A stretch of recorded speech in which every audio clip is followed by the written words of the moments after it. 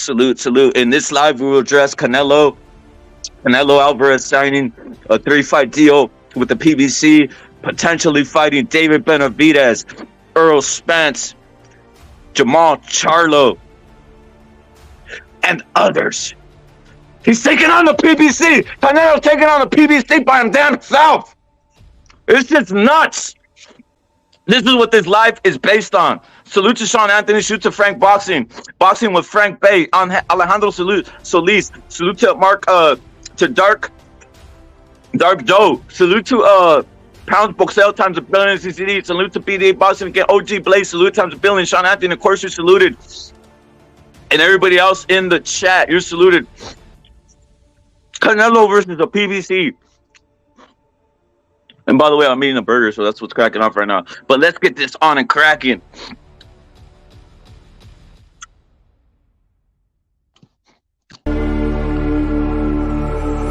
Stranded in the open, dried out tears of sorrow. Voy a decir en español para que todos se me entiendan, porque es puro mexicano. Que chingue a su madre.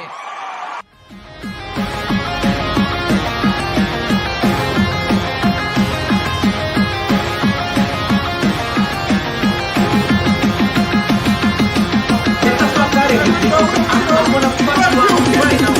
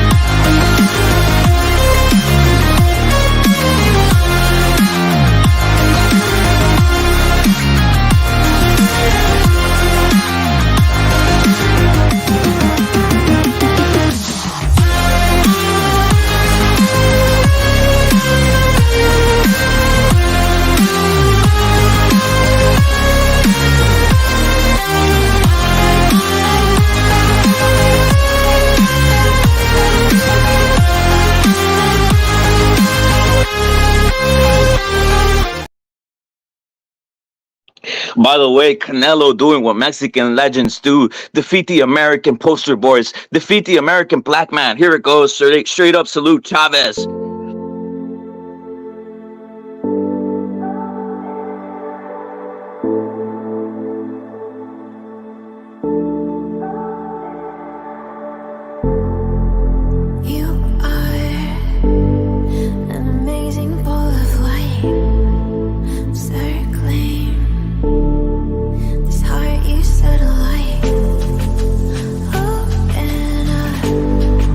Don't you know who you are?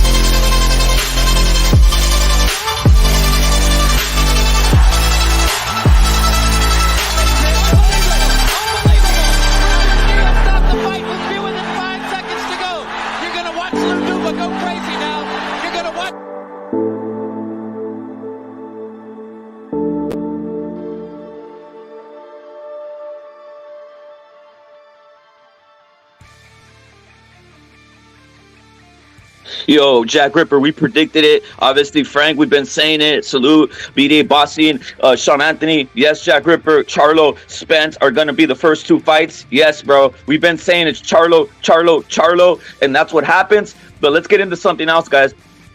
Real quick, straight off the top, you guys see Spence is involved in this fight, in this whole situation, right? Spence is involved in this whole situation, right? Let me tell you, real quick off the top. Altruistic salute. Everybody in the chat, salute again. Off the top, Basil, you're saluted times 1,000,000,000. John Blaze again. Everybody in the chat, check this out. Off the top, Chitlin, you're saluted. Off the top, though, off the very, very top. Guess what this means? The Spence and Crawford fight is a sham. The Spence and Crawford fight is fixed. The Spence and Crawford fight is Spence, and that's it. So forget all that, guys. Just know this. Forget Spence Crawford. It's fixed. They already said they're signing Canelo versus Spence. So it's fixed already. It's a wrap for Crawford. All those guys that were on this Crawford stuff, guys, it's a wrap, dude. The reason they're signing the 3-fight deal at this point is they're gonna have Spence on there. They're having Benavidez. Obviously, Charlo, the first one to go. The Spence, dude. Don Blaze, Spence, it's done, dude. Spence is fucking cooked already. Spence has Crawford cooked, bro. It's a wrap. It's basically a Ponzi. It's a scheme, guys. That's a straight up scheme off the top, right? But let's delve into this. It's obviously breaking sources and all this other shit, but it's all, shit that we all see. I mean, we've been seeing this around all the time already anyway, right? We already knew this was going down. We're kind of alluding to this shit months ago, by the way, straight up. And Canelo Alvarez reportedly has signed a 3-fight deal without Heyman PVC, starting by defending his undisputed WBC, WBA, IBF, WBO super middleweight world titles versus Jermall Charlo, likely in September. What we've been saying here, straight up, dude. Straight up. Hey, Canelo has to go knock these guys out. We already know this. Canelo has to knock these guys out. Straight up. Canelo literally going into the eye of the storm, going into the fucking going into the straight up den, dude. Going up to the den, bro. Going up into the den. Yes, Pounds is 100% right. This proof, dude. Canelo, the face of boxing, dude. Canelo, the face of boxing. He's going to the den. The den where they hate him. The den where they might have everything stacked against him. Handsome dude. Hey, I don't care. It's what it is. I'm not going to be out here crying. He has to do what Chavez did. He has to do what the legends in Mexico have had to do all the time. This is what consistently has to happen. We all know this. He has to knock them all out. He has to knock them all out. Straight up. I'll be hella surprised. I'll be hella surprised. But I don't care. He can do it. John Blaze, he can do it. Errol Stevens, salute. He can do it. Canelo could knock all these guys out and finish them and stop them.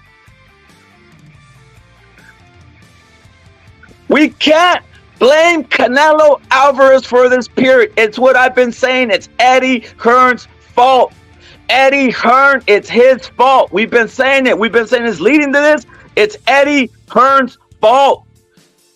Eddie, salute to Sergeant. Yes, he's on a mission. Straight up, dude. Straight up. It's a wrap. Canelo, Spence, Charlo, Benavidez, Charlo in sequence. It's the hit list. As salute to Eric, who's out there listening, who's always been saying salute to Kill or Be Killed. It's the famous hit list. It's the famous hit list. Hit list of fighters. Hit list of fighters that people have wanted.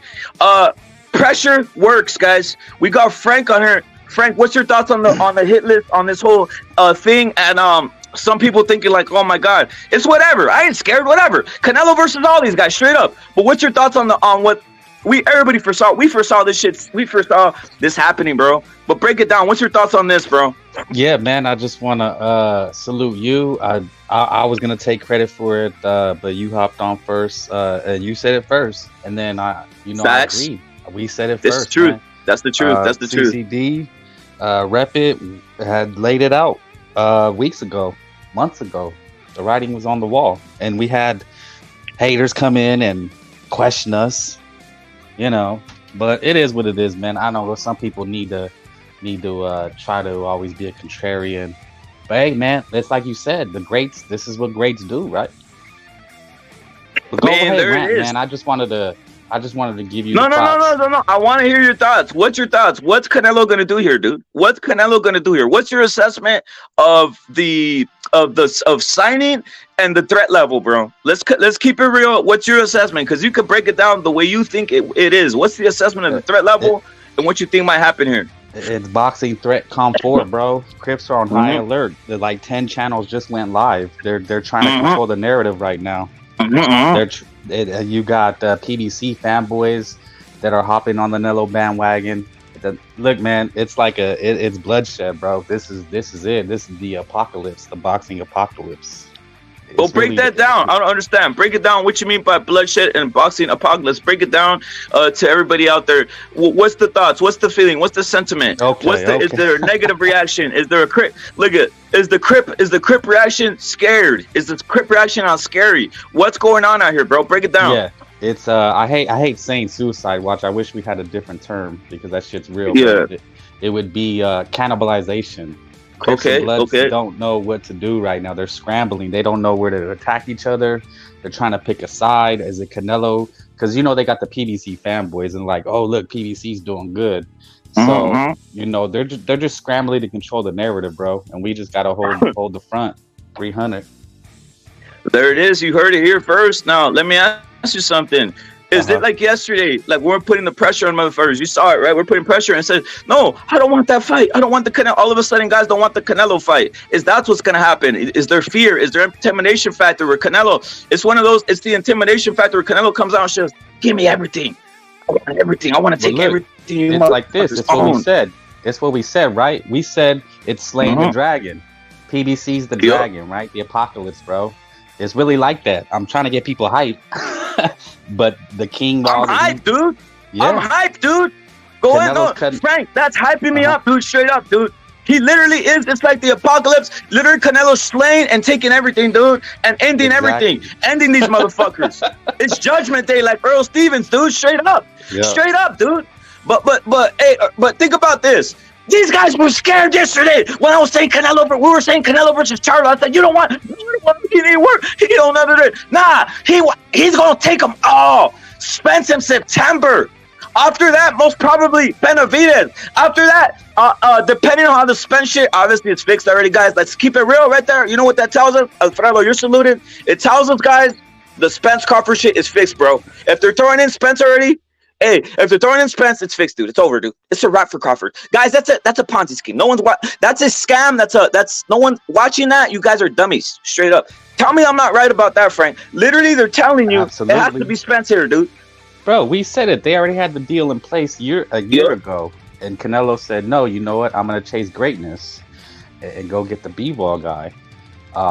He couldn't get it, and they're offered a sweet deal, and he knows he can beat these guys. That's the difference. Look, man, Canelo's the king. Like, think about it, right? It's like I said, the apocalypse, right? Chavez was the king, right? He was the old king. Yep. Oscar was the prince, right? Prince is Machiavelli. So he created the Crip Kingdom that we know now, right? Because he built all those fuckers. He built Manny Pacquiao. He built Floyd Mayweather. Now Canelo's the king restored. He's the king to slay all these guys and bring it back to real boxing. Look at, dude, straight up, guys. I don't know anybody who would say, I want this guy, I want this guy, I want this guy, and I'm going to fight you, and I'll fight you not even on my side. I'll fight you on your side. This shit's insanity, bro. But let me tell you guys something. If anybody's saying, oh, why Canelo? Why Canelo signed the PBC? I already broke it down yesterday, and I'll break it down real quick again. Eddie Hearn's fault, dude. Eddie Hearn dropped the ball. Eddie Hearn, all I needed to do was say, hey, people, I'll give you an extra $4 million. Let's do the fight, dude. Straight up. Eddie Hearn promotes people. Eddie Hearn dropped the ball, dude. He dropped the ball, dude. Straight up, guys. You guys, it's a great move from Ponza saying it's a great move from Canelo. I agree with you. Straight up. But I'm telling you guys, if anybody's on some, hey, oh my God, no, it's Eddie Hearn's fault, dude. You can only do so much as a fighter when you're supposed to have a fucking guy at your interest, dude. And you have the A side in Boston, and you can't even get him a fucking B-Will fight. No wonder you couldn't get these other fights, guys. Straight up. Straight up, dude. What's your thoughts on that whole Eddie Hearn situation, though, Frank? Just regard to this, when people are gonna say, "Oh, he's signing the PBC and all this shit." That sounds about accurate. It's what you said, man. Maybe he felt like B-ball was asking for too much, and he wants to play hardball. But dude, you had the king, and you let the king. You know, it's like chess, right? When you let the king go, you lose. There it is, dude.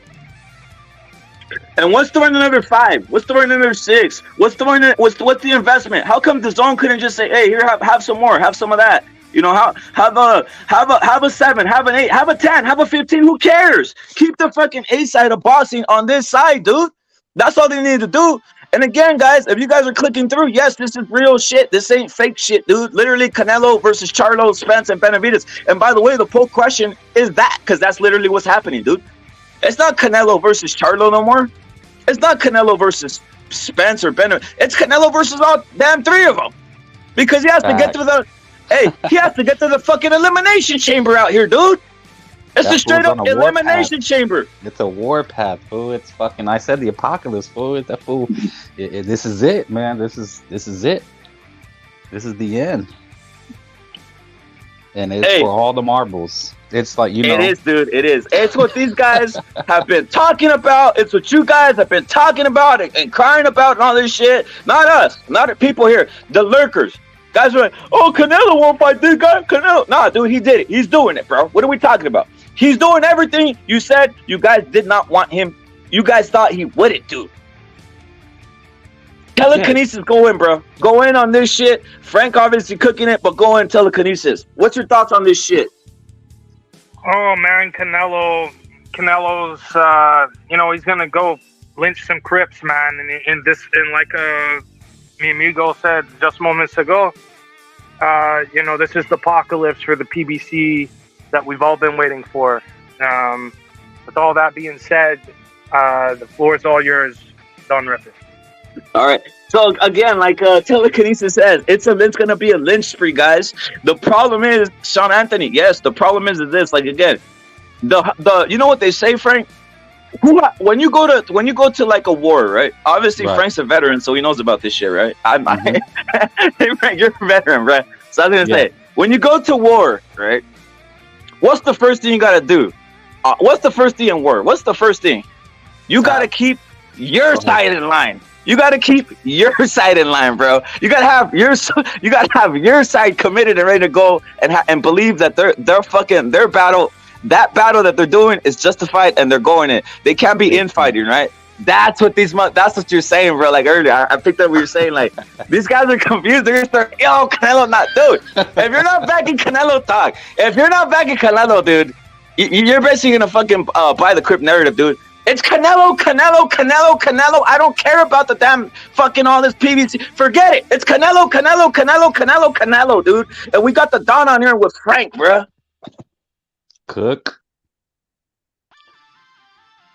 Cook's in the building. Don of Dons. Frank Bay. Telekinesis. Bossy Magic saluted times a billion out here. The Don, are you on board? Is your mic working? Don. Salute my Dons. Can you hear me? Salute. Loud and clear, the Don. Loud and clear. I'm excited. Salute. I'm so excited right now. This is wonderful. Unfortunately, the Zone and Eddie Hearn failed Canelo by not providing him some shelter and being able to bring those hammock swingers over to our side or their side and Canelo's side to make the fight.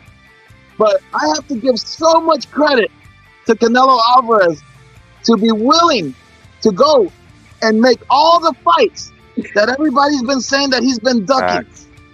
So he's going to go in there. Charlo, Benavidez, Spence, the 3-fight deal, the trifecta. He's going in there and he's going to go and wage war. He's going to wage war and he's going to have to come out of there battered and bruised, but in the winning side. Because this is not going to be easy, guys. But that just goes to show you the inner testosterone, inner fortitude that is Canelo, bro. Like, he's breaking the internet right now. Things are going crazy. It's melting. I'm excited. I can't believe it. And you know what? I'm behind Canelo 1,000%. When I the can't dawn wait. is shook, I'm a believer. This is great. This is great for boxing. These are gonna be massive mega fights. I'm gonna be back in Canelo, and you know what? He's going into the fucking the gladiator, the fucking like in the arena, and he's gonna have to fight a lion, a fucking like he's gonna fucking fight everybody, bro. They're gonna throw everything at him, bro. He's gonna have to get out of there alive, bro, and it's gonna be hard. But I believe Canelo can do it. I'm juiced. Hey, it's like they say, man, that the greatest wars are waged on foreign soil. So this is what it is. Yeah. Yes. And He's not lying, bro. And I just want The Don, this is Vietnam. This shit's Vietnam all over again. What are we doing out here? It's guerrilla warfare, dude. Fucking Canelo's on guerrilla warfare. It's Vietnam, the Don. Yeah, and I want everybody that was saying that Canelo was ducking to eat their words, bro. I want where they at now? Please. Where's everybody saying that he was scared of the PBC? Hey, I mean, there it is. Yep. He's SEAL Team 6 hunting Osama bin Laden out here. This fool's going bro. in the terrain, I wonder fool. maybe we might get to see him versus Al Heyman in a boxing match, man. I'd pay real good money to see that. Hey, Elon Musk, what's his face? Zuckerberg called out Elon Musk today. Yeah, the jujitsu, the jujitsu shit, man. Match. I told you it's the apocalypse, fool. It's the apocalypse. Everybody's coming out. It's war. The Don. But you broke it down. You broke it down tremendously. We got Isaac saying Bivol definitely wants Yard, Aziz, whatever. Typical these nerds masturbate. We don't shit fights. There it is, bro. The Don, the incels. There it is, dude. So Eddie Hearn is literally lining up what Isaac is saying, Yard or Azizi for Bivol. Like, dog, the Don, what's going on here, dude? What happened to Eddie Hearn out here, dude? He's lining up incels to fight Bivol, dude. And guys, is Bivol your king? You incel inbreeders? What's going on out here? Straight up, the Don, but go in. I'm gonna keep it real, man. Go in. I'm gonna just keep it 100% because this is the CCD network, and I can't come any other way. Ever since Eddie Hearn lost AJ, he's a broken man. You know, ever since that day that he saw the belts go for the final time with Usyk, he's a broken man. He's no longer over here in America trying to promote fights. No, he retreated. He retreated to England. And then can I get an amen? And when they were trying to make a fight with Canelo, they were trying to swing it back over to England. But Canelo said, "No, you know what? I'll cover the fight. I'll have the fight in Mexico, and I'll even sell out the whole top deck, and I'll give it to the poor people myself." That's what he said, brother. So then you got Eddie Hearn tucking his tail over there, licking his wounds, and he's got fucking Canelo over here all by himself, surrounded by sharks. So you know what fucking Canelo said? He said, "Feed me the sharks. I'm gonna take on the sharks, and I'm gonna come out of this water a little bitten, a little bruised, but I'm gonna come out a winner. I don't need your help, Eddie Hearn. I'm gonna go ahead and deal with these Crips myself." That's what he said. That's exactly what he said. Straight up, dude. And when it comes to Eddie People don't Hearn, realize Canelo's an independent promoter here. Canelo's his own guy. Canelo's on some Iron Man shit. He said, "I don't need any of y'all bitches." Go in the Don. Go in. Let the Don finish. When it comes to Eddie Hearn, he could have offered Bivol a little bit of extra more money. Like, you know, like it would have been easy. Like Canelo was like, "Hey, give me the Bivol fight." Bivol was like, "Hey, I need another $3 million." Eddie Hearn and his investors did not want to shell out the money for the fight. They were cheap. They didn't want to reach in their pocket. They didn't want to fund the fight, bro. They left Canelo no choice. What fight were they offering Canelo, bro? No fights. The only options left were just to fight for the PBC and kick their ass. So Canelo's doing the impossible right now. He went to the zone, kicked everybody's ass. And now he's going to the PBC. He's gonna kick everybody's ass over there. That's what he's doing. He's just gonna kick ass all over the place. There is no room for mistakes now, though, and the PBC is gonna make it impossible. Impossible. But Canelo, he has to knock everybody out, bro. That's the only way. There's no other way. He just has to knock everybody out. He has to knock out Charlo, Benavidez, and Spence. That's what he has to do. There is no other way. There is no cards over there. You can't go to the decision. You can't even look wobbly and let the referee step in. There's no room for error in these lines. When you're in the mines, there's landmines everywhere. You can't afford to have a fucking raisin leg out here. You can't. It's Tony Stark's, baby. No raisin leg, bro. No raisin leg, bro. Facts. Fucking drone warfare, all this modern warfare is going crazy out here. The Don is crazy shit. You cannot be, you gotta have fucking first off send off the air support, drop the bombs on the landmines, then you could probably clear the fucking pathway for fucking land troops, bro. Literally, fucking Canelo just dropped the landmines yesterday. He was putting out the news. He dropped the fucking, the rockets, the missiles, and all that shit over landmines. Then comes through today, swings by and says, "Hammock swingers, I'm taking you all on today, bro." Straight up, the Don. He literally said, "Today, I'm taking all you hammock swingers." But it was leading up to that, the Don. It was leading up to that. Obviously, Frank knows it was leading up to that. Guys didn't believe it. Yeah. There was no choice, bro. Look, it's basically he was walking down the street and there was 3 fucking goons that wouldn't move. And now he has to, like, you know what I'm saying? They wouldn't part. They wouldn't part. So it's time to throw down. 1 against 3, it doesn't matter. They're trying to gangbang it all over this place. We're not going to let them. We're not going to let them. This is a heroic feat. This is what we have to really acknowledge. The courageous, the courage of fucking Canelo to come in here and take on this massive challenge that nobody expected him to take. Nobody expected Canelo to take this fucking fight and this kind of contract. Right now, he's defying all the odds, and I want everybody out there that was saying to fucking show up and bow down and kiss the ring. Bow down, bro. At this point, Canelo win or lose, if you're still a Canelo hitter, bro, I don't know what to tell you, bro.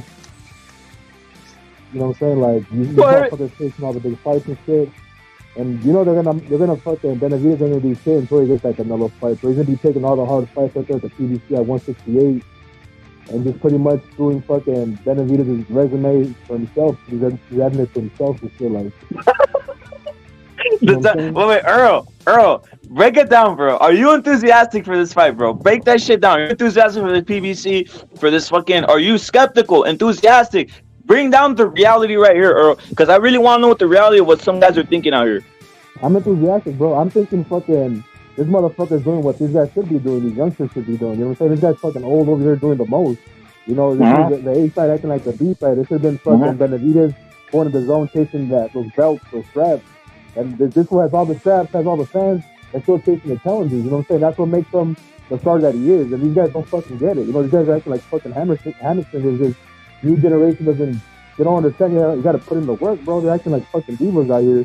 That's what pisses me off. Is like, all right, Benavidez, you want to take the fucking mantle after fucking Canelo's gone? This is the type of shit you need to be doing, and you're not fucking doing that shit. He's gonna let fucking Canelo do all the fucking hard lifting right there at fucking PBC while they wait for their fucking payday, acting like some fucking hamstringers and shit. You know what I'm saying? Like that's what fucking pisses me off right there. Like there it is. So you're kind of pissed off. Hold up. Let me break it down, Errol, because I can hear it in your voice. You're saying you're pissed off that Canelo has to go do extra, has to clear these motherfuckers out, and they're gonna get paid. Is that what you're saying, Errol? Exactly, bro. Let me tell you something. I will say something. Give me a second. You go ahead. Let me say this. Let me say this, and I'm a. Don't be surprised now that Canelo is basically under the PBC umbrella that they're gonna lag these fights out. You better guarantee. You better put money on Spence versus Bud, because that's a guaranteed fight. Because they're gonna save Spence for that last fight. So they're gonna have Canelo versus Charlo, Canelo versus Benavidez, and then top it off with the Canelo versus Spence. That's going to be the trifecta right there. And I'm telling you this, don't be surprised. Don't be fucking surprised if they fucking make all these fights linger on.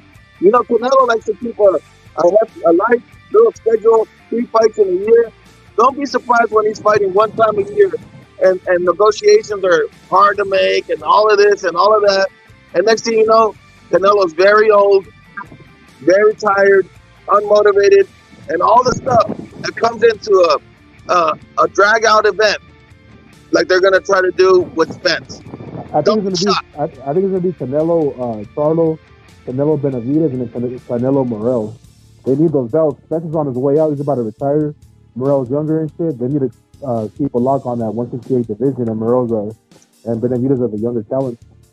If Canelo faces Spence at the end, and Spence beats Canelo after defeating Bud, I agree with the he's Don. gonna. If he defeats Canelo, he'll be labeled as the greatest fighter ever. Yeah. Believe it. I think Spence is at the end. I think you're right, Don, because it'll take him a while to get up to that weight. But they don't care about Spence, bro. That him just cares about Al Heyman and PBC. Spence is on his way out, bro. Spence is Al Heyman's little button boy. Exactly. That's his main asset. His lovely. That's his favorite crip. Yeah, He's the chosen one. Adrian Broner was that favorite crip at one point too, but once they're not usable, bro, they throw them out the door and shit. They don't give a fuck. They don't want to keep the ball rolling. Spence is still usable. Yeah, he's already towards the end of his career, bro. He's still young. He's still young. Him and Canelo are still the same age. It's just Spence that is their main seller. And it's just that Canelo has like basically like 200,000 on the clock, and Spence just basically has like 40,000 on the clock, but has been in a fender bender and had to fucking go to the shop real quick and fucking. I like that breakdown, homie. Yeah, and had to pop that dent out. Yeah. I think your scenario is more likely, Don. I think you're right. I think you've punched your ticket, bro. That's the scenario, bro. Dave is just a piece, bro. Spence is the chosen one for them. Yep. And Morel could just have more fights. It doesn't matter. Morel's not in this loop. Morel's nowhere near this loop. And don't be surprised. I'm telling you, like Benavidez could be replaced as well. Benavidez is not a for sure, but I'm telling you, the for sure's right now that I have 100% confidence, heart and belief in with all the Don's fucking might is the Charlo, because it's already been said, and the last fight of this contract will be the Spence fight, because Spence has already mentioned wanting to fight Canelo. I'm telling you, he's already put it out there to move up and everything. And even if they have to meet at the catch weight, they'll drain Canelo. They'll drain Canelo to make that fight. Yeah. Yo, Errol, what's your Earl, what's your thoughts then? What's your thoughts on this? Break down some of these fights, obviously, that are happening, and what's your thoughts? Do you think, are you coming to the conclusion? Let's just break this down. Are you coming to the conclusion? It has to happen, bro. What happened? You cut up. Give me a second. Can you hear me, bro? Yeah, I can hear you now.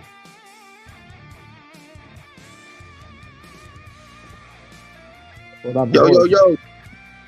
So I'm gonna let you guys know, man.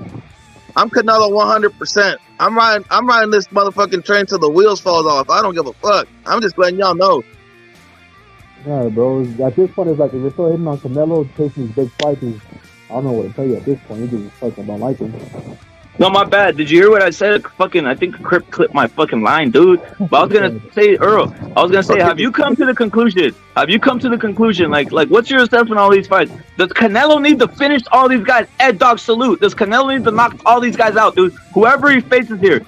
Obviously, we're assessing his Charlo, Spence, Benavidez, right? Yeah. Is he need to knock all these guys out, dude? Straight up. He has to. They're gonna take any opportunity to get those belts from him, bro. He has to knock all these guys out. And you have to watch out for the referees too, bro. You got Tony Weeks out there. You got fucking the other black motherfucker that Floyd fucking hardcore with and shit. Fucking, you have to watch out for everything over there, bro. They're looking at him like, fuck, they're trying to get this pot. You know, like fucking starving hyenas and shit. Yeah. And he's a fucking Lion King dog just rolling around. You have to knock motherfuckers out. You gotta run up to the party, bro, and just start fucking laying everybody out, bro. Straight punches on the fucking on deck, dude. Straight punches and fucking KO, dude. Al Heyman too. Fuck you. Fuck Tony Wiggs. Fuck him up. Fucking and the other motherfucker Bayless just to knock his ass out too. Look, all I gotta say is Canelo's the bravest fighter in boxing, bro. Canelo's the Iron Man in fucking boxing, bro. Canelo's the #1 fucking fighter in boxing, and he's the face of boxing for a reason. For situations like this, the fucking internet is breaking. The news has been heard around the world, and it shook the world. It fucking made a kind of clickbait with that all over. I'm telling you, this thing is huge. Exactly, Don. These are throwback moves and shit like that nobody's picking up on. You know, I don't really see nobody from the new generation doing shit like this. You know, and they expect the fucking the glory at the end. They're not gonna get it, bro.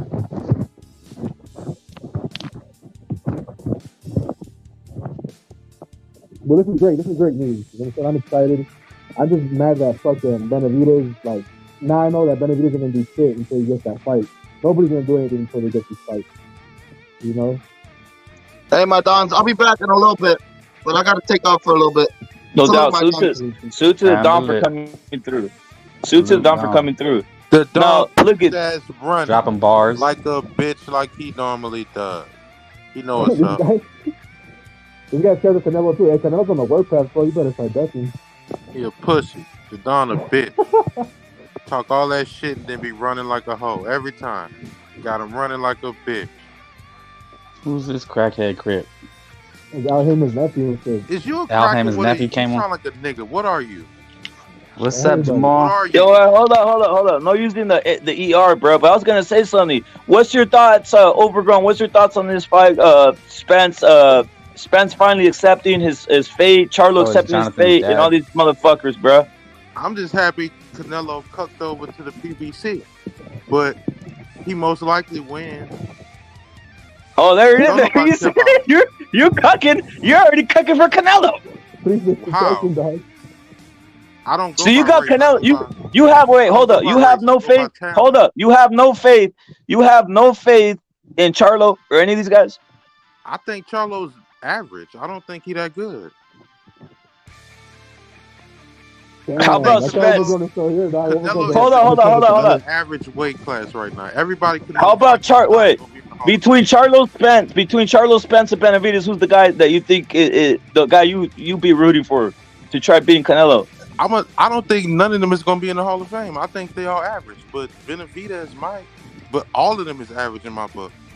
Canelo is the king of the average period. All these people he fighting is average. None of them are Hall of Famers. So then what are you watching for? What you mean? I just like seeing Mexicans lose.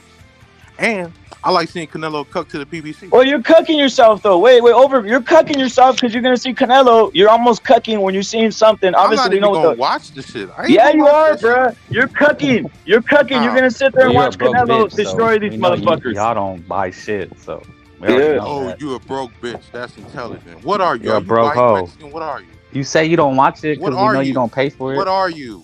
What are you? I'm your daddy. I know you that thought was- your dad. You never knew your daddy, but I'm your Got you daddy. stuttering. What are you?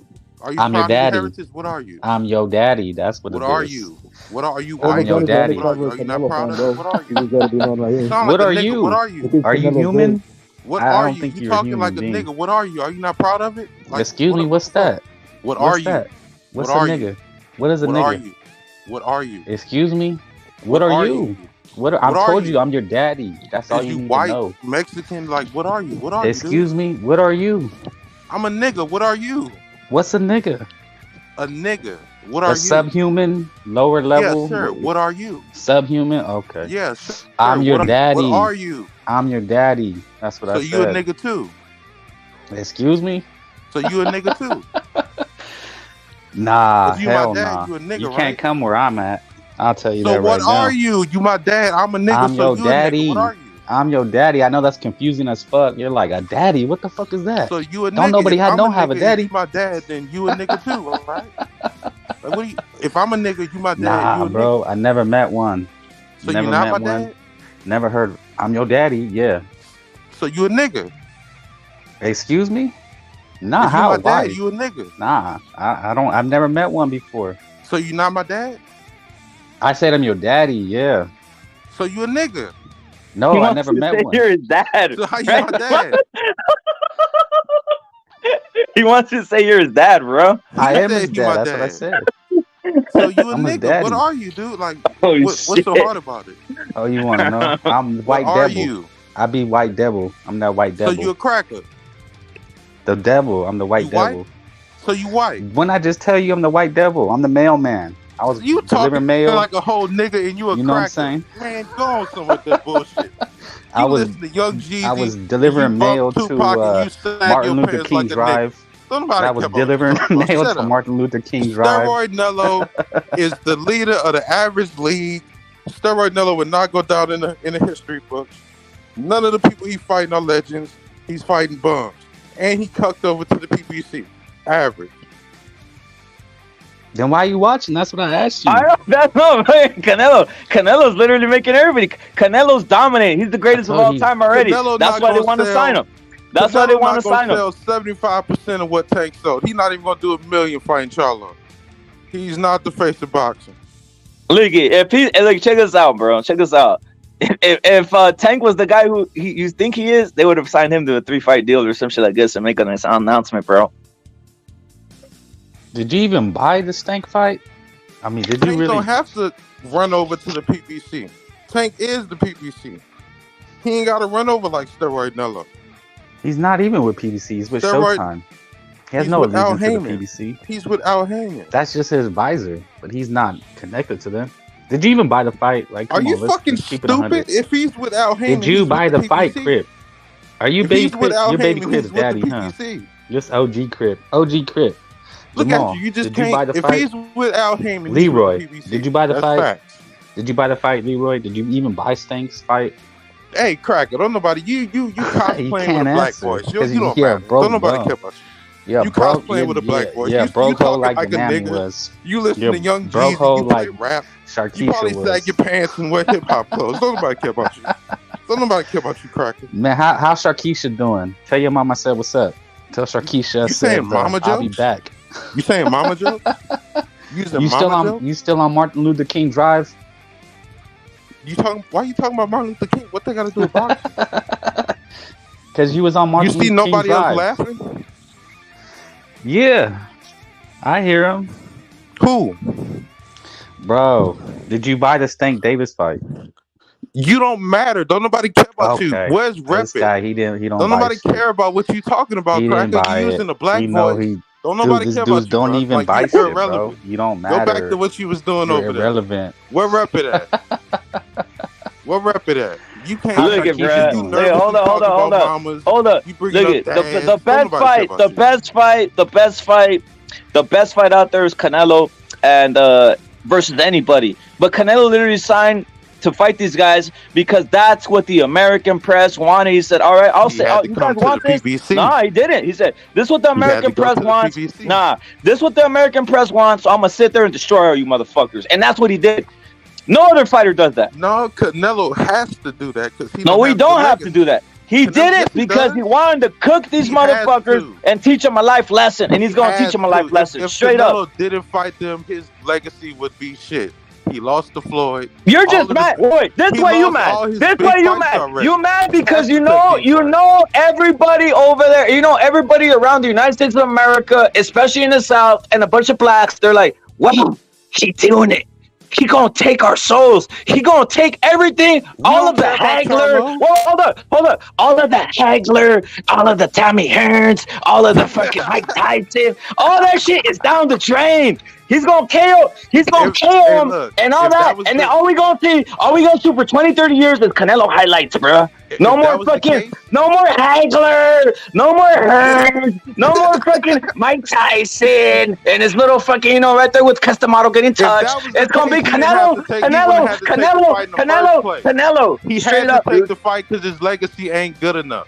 Nah, Floyd he fought didn't. fucking Andre He's Berto, fighting and because they he still wants talking to about fucking put on a show. And he knows the show guys want to see is him beating up on American blacks. That's He the truth. has to put on the That show. no. The show He has people to want put on to the see show 'cause his legacy not Canelo good enough. versus the If he Crips. didn't fight these people, he Canelo wouldn't versus be the shit. Crips. It's Canelo versus the women beaters. It's Canelo versus the guys who aren't paying their taxes. It's Canelo versus the guys who are drunk driving. It's the Canelo The versus Mexicans the be guys doing that are that beating shit. You know women. the Mexicans It's be guys. getting them DUIs. It is. You know the Charlo is Mexicans a be women getting them beater. goddamn Charlo DUIs. is a Don't be women playing. beater. Charlo is a women beater. He didn't pay his taxes, and he's a fucking You know he's the a Mexicans be getting them DUIs. he's a woman off beater. the They beat He's a a woman Mexican beater. waitress. Charlo's a woman beater. Don't play. Canelo's coming in to wipe out the He's women like- beaters. Canelo's coming in to wipe out the women beaters. Canelo's coming in to wipe out the women beaters and scoundrels and drug addicts. But look. Everything that's happening, everything that's happening in The America, scoundrel. Canelo's whipping Shut the up, scoundrels, cracker. the You're not drug in court. addicts, Stay on the the fucking sideline. guys on meth. Canelo's cleaning them all out. Straight up. Can I speak? Canelo signed the get the junkies out of boxing. It's fucking Canelo is the fucking leader of the get the junkies out of boxing movement. Where he's getting all these junkies, misfits, clowns, weirdos, all these fucking, he's getting them out of there. Charlo, a criminal. Spence, a fucking drunk driver who tried killing kids. Can I talk? If Canelo legacy was good, wouldn't nobody be having him take this fight in the first place? He has to take these fights. He don't have to take it. Yes, He's he fighting the does. guys that are undefeated. Is Charlo undefeated? He has to take these. Is Charlo undefeated? Canelo is at the end of his Is Charlo career. undefeated?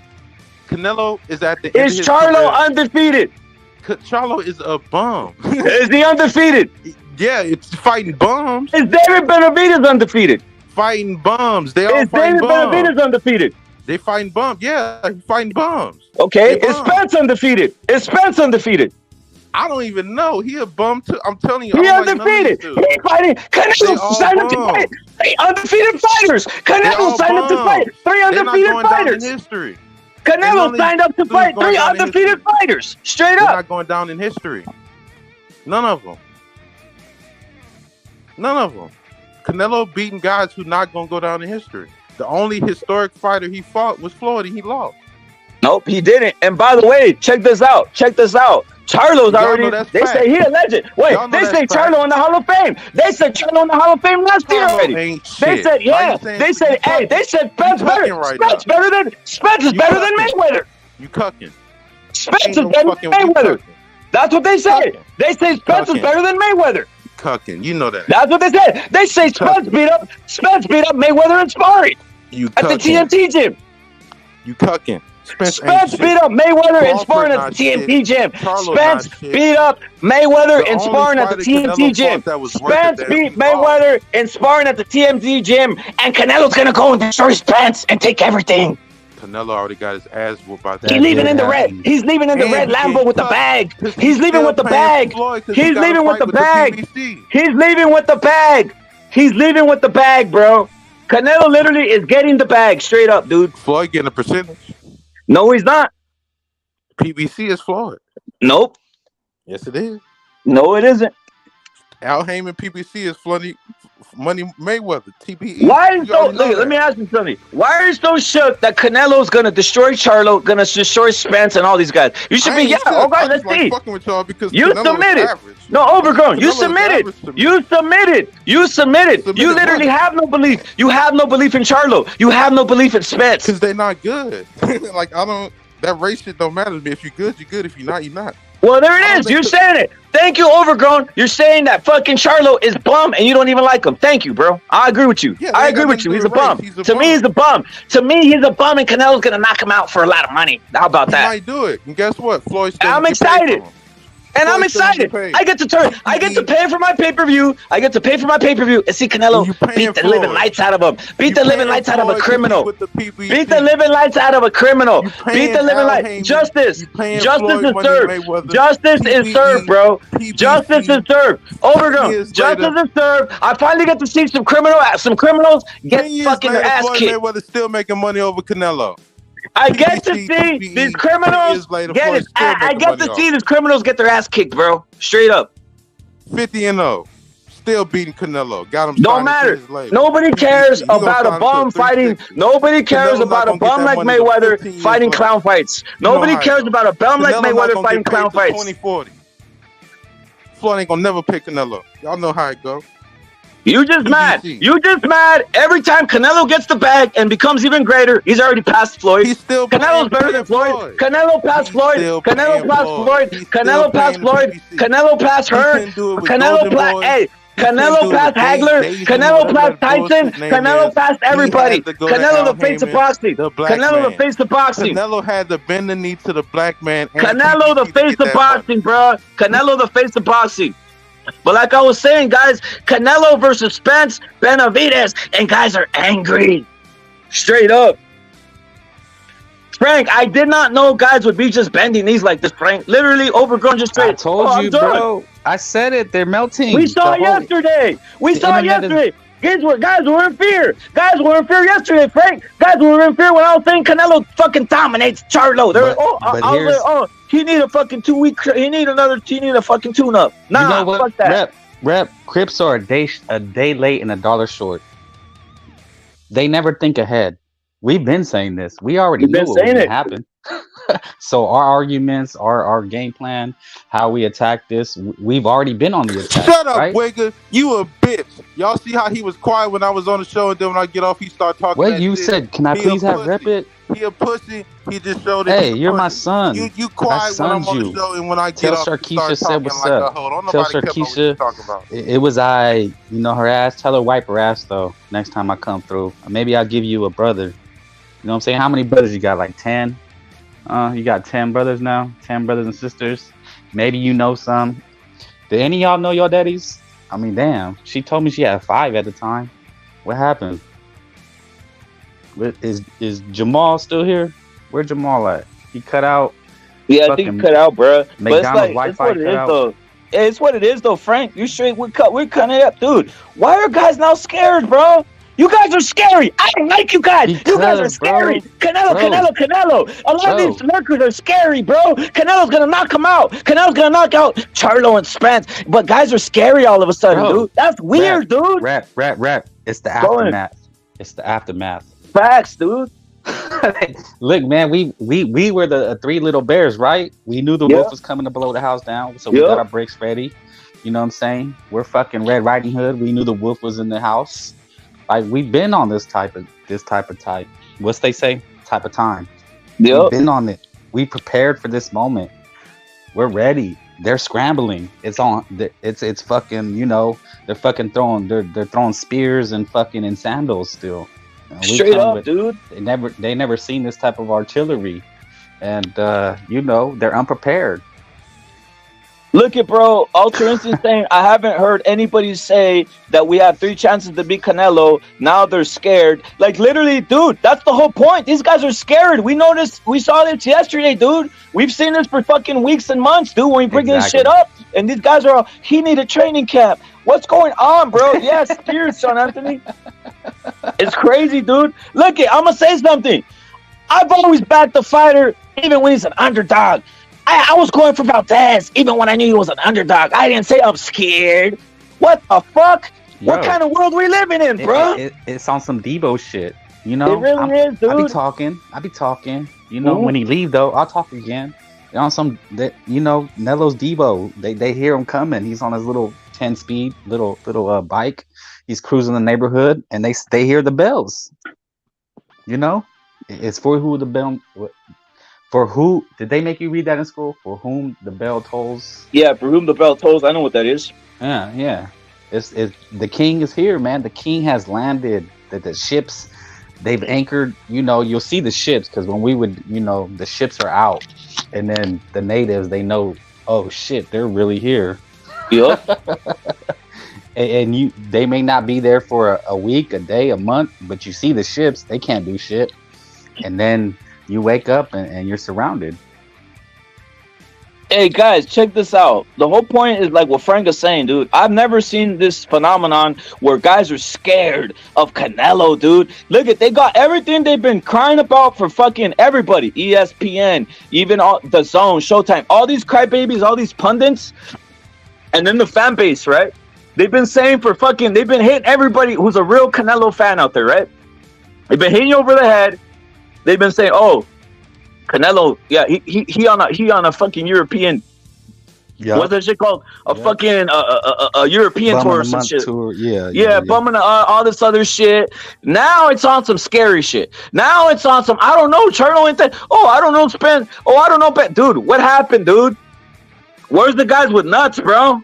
Guys aren't letting their nuts hang straight up, dude. The narrative changed once Canelo accepted these fights, Errol, straight up. Earl saying the narrative changes as soon as Canelo arrives. Facts, bro. That's what happens. Look it. We got to keep it the same line. I'm excited. I want to see this. I mean, they were crying. They were saying, if I'm not mistaken, they were saying Ryder, Canelo looked diminished. He looks like someone could clip his ass, bro. Like, what the fuck?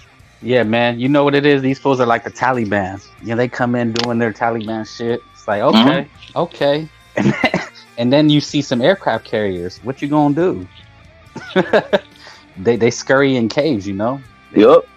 That is just what it is. Like, okay, you know, he was on vacation. He's hearing the noise, and we were 300. We were battling these guys. Everybody heard it, seen it. They thought we were on our backs, you know, with our shields up. But that was just to prepare, bro. Yo, whoever that fucking hammock swinger was, calling me out when I have to go do something, unlike these fucking idiots that swing on fucking hammocks all day and fucking leech off their fucking fat ass, ugly ass baby mamas. That ain't me, dog. I'm gonna let you know, you fucking crip. Nobody's scared of you. I had to go somewhere. That's my business. And I'm gonna tell you something. It's funny how you change your mind. All of a sudden, your pound for pound fighter is an average fighter now. He's no good. He's a bum. You bum, bro. Let me tell you that right there. You called Spence a bum. That I don't even know your name. I don't even know who you are. But you called me out when I'm on my, I'm doing my own thing. And you said that Spence is a bum, Benavidez is a bum, and fucking Charlo is a bum, and that will live with you forever. Salute to Canelo, the king. Hey, the Don, he mentioned something. He mentioned something, right? All of a sudden, all the great fighters are fucking average over there at the PBC, right? Canelo shows up to your neighborhood, the big bad wolf, and now all these little fucking crips think that all their fucking kings are average. We're taking over, and that's that. Hey, the Don, he mentioned something about the money, right? He said, Mayweather's gonna get money. Nah, dude, everything Mayweather does, Oscar De La Hoya gets money off of his ass. That's all I gotta say about that, straight up, dude. Yeah, facts. But yeah, man, I just had to come back real quick to lay the smack down on these motherfucking hammock swingers. Biatch. Salute. And I'm out. Peace out, you fucking loser ass motherfucker, overgrown. You always scary when motherfucker Frank comes out or when fucking the Don comes out and you fucking drop out real quick. You just dropped a little fucking what's that shit called? Frank, that fucking line, dude. Not a line, the fucking with these guys, these insurgents, these motherfucking when they're in the fucking insurgents. This motherfucker's an insurgent, bro. He's an insurgent. You know, motherfuckers are going. They're right there behind they're behind the wall. They just wait for the military to like peel out, and then they see they start in the streets and shooting out. They're in fucking caves and fucking he's in a damn insurgency, bro. Yeah, straight up looking up some insurgency, bro. You just comes out the corners. It's only gonna get worse, bro. They're just sending in, like you said, that they're sending in the crash dummies. And then as it gets closer and they get more scared, they'll start sending generals. So not even that. They're just on some Afghanistan shit when they're just there for fucking. You know what I mean? They don't care, dude. They're in the mountains, bro. They don't care, dude. You know, it's like. So you just spend all your money. So you're sick of spending money out there, bro. That's what they did over there, bro. Just stop spending money. All right, we took over, right? Next thing you know, they're fucking rolling around in the fucking ATVs and the shit that the U.S. military left, bro. Yeah, man. Thinking they did something like, we shit them niggas. They gone. No, we pushed you in the mountains and you're living in caves. And you just now coming. Hey, that's what they were living in caves and like they're like coming out now. Is it safe? Yeah, no, then they're doing fucking donuts in the fucking, in the middle of the street saying we beat these motherfuckers, right? Yeah. Shit. Man, that's how it is, bro. These fools are fucking savages. Scully, hold up. Scully's saying that he don't think Canelo's fighting all these guys. I mean, dude, it's happening, dude. What do you want me to say, Scully? Like, straight up, dude. Like, it's happening, dude. A lot of guys don't. Yeah. Dog, if you're in denial at this point, guys, like Scully, I know what you mean, bro, but dude, the denial's over with, dude. Like, this is happening, dude. They're in disbelief, dude. Yeah. They can't believe it's real. It's real, bro. The ink is dry. What did some of these guys try to say? Oh, do you know? Did they sign it? It's like, bro, like, you know, Again, they want the letter. They want the fucking. do you need to see your chick banging the notarized? dude before you Notarized. It needs to be Yeah. notarized and all Do this you need to shit, dude. see Like, him holding the condom? Like, what more do you need, bro? Like, come on. facts, bro. She's getting banged out. You know, and it's always the dude that last to know. Yeah, You know- he finds out when she's leaving, dude. He finds out when she's leaving, dude. Straight up. He don't even Yeah. know. The film's not. He don't even check his own film, dude. Inside, like the whole, like the dude walking through the refrigerator to the kitchen and shit. You know what I mean? Shit like that. Yeah, he sees the handyman there for 3 weeks in a row. Like, Yeah. come on, bro. Like, all he had was, you know, and it's always the dude last to know. Your friends, your family been telling you. You see Yeah. pictures, and then, like you said, you're the last to know when This she's dude- leaving. Hey, bro. This dude. Hey, dude. Hey, guys. Viewer discretion advised. Your ears. What do you call it? Censor. Right now, mute and censor if you have a child listening or anybody, bro. Because you know we know this is a family show at times, but I'm gonna go into some viewer discretion advice shit here. Let's go. This is the type of motherfucker. These types of motherfucking crip. They're the type of dudes that you go, you know, you fucking cream pie their wife, and then the wife, you know, once the motherfucker comes home, you cream pie their wife, and then 10 minutes before the fucking husband comes home, jump out the window, and then they come home and they're and she goes, eat me out, and they're eating out your cream pie, bro. That's what these Right. fucking cucks are out here, dude. Straight up. Don't chingazo salute, bro. And when we told them, we've been Salute. telling them, we've been getting the people ready, and like I say, yeah, the Crips are the last to know. I think they're shook. They're like, dude, nobody warned us. Nobody told us he's coming home. You know, you was scavenging, you was pillaging and looting, and you thought you had it made. And the king is here to you know, gather him to slay the heads, man. This is the time. Right, we said it yesterday, bro. Yeah. Like I said yesterday. I said it's not official, bro, but I think it's 90% done. The deal, they were just looking for a venue on the Charlo versus Canelo fight, bro. And we were right, bro. Like everything we say, bro, we're usually right, bro. I don't know how we always fucking get it. But Chingazos is we knew that the Charlo was fake news in the sense that he wasn't ducking Benavidez. It was part of a bigger plan. We'd even broke it down way back when. And these fools thought, well, yeah, bro. I brought it up to the panel that Samson had already said he never sent an offer to Reynoso, and people didn't believe me, and Never Sober posted it today on the Discord as well, bro. That Samson did say that shit yesterday, and he said it on a YouTube channel. I saw that shit. They didn't want to believe me, bro, but I'm going based on what I see, bro, not on what I think. You get me? Or when I say what I think, I tell you guys I think this instead of I heard it. You get me? Like I tell it how it is. But I don't like Canelo going into the PBC, bro. But I also understand why he's going into the PBC. I'm not a dumbass. I understand fucking Bivol turned down the $5 million offer. I understand fucking Battle Jack didn't want it over there in the Saudi Arabias for the skill challenge fucking promotion, right? And I mean, what other fights are left for Canelo besides a Charlo and a Benavidez or maybe even an Andrade, which I don't like that fight because Andrade hasn't done shit, but whatever. Maybe even a Spence fight. Like, I understand why he went into the PBC because Benavidez is not going on the zone. Charlo's not going on the zone. We already know how they operate. So what other options do Canelo got? Me personally, like I said, if I was Canelo's manager, I would be like, we're going to fight McGregor, and we're selling 1 million pay-per-views, and then after McGregor, we're fighting Berlanga. But that's just me, bro. They do business differently, and I guess Canelo's willing to go into the PBC and take them out, bro. facts. You just broke it down. Chingazos, is this a knockout or what? Does this everything have to be a knockout out here for Canelo with these fights? Break it down, dude.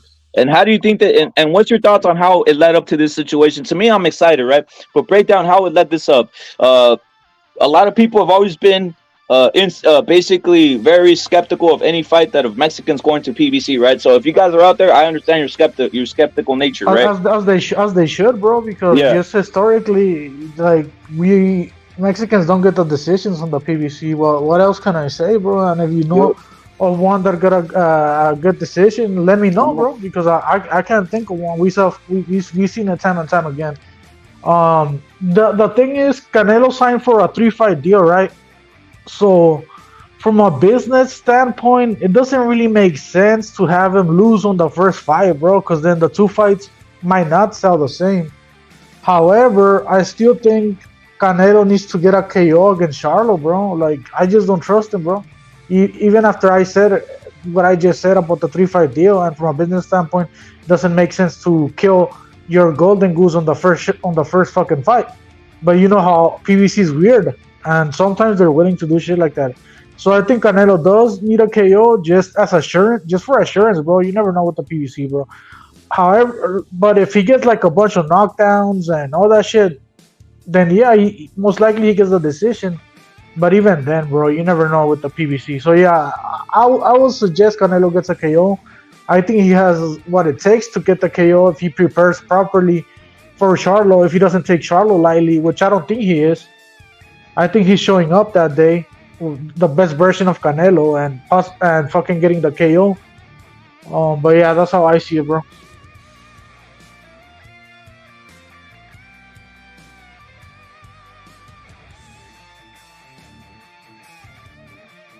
That was a big ass burger, Rep. Did I cut out? Did I cut out? Yeah, I think you did. Was it me or was it Don Chingazos, bro?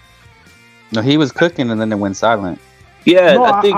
I said what I had to say, but I mean, I thought you guys were gonna like jump in. No. My bad, bro. Because I was hearing, bro. I was like, it's Chinga. I kept on going, hearing you, bro. I was like, waiting for you. I was like, what the fuck? It cut out on me, bro. The tail end, I didn't catch the tail end, Chingazos. I didn't catch the tail end. But I'll say this, bro. Check this out, Chingazos.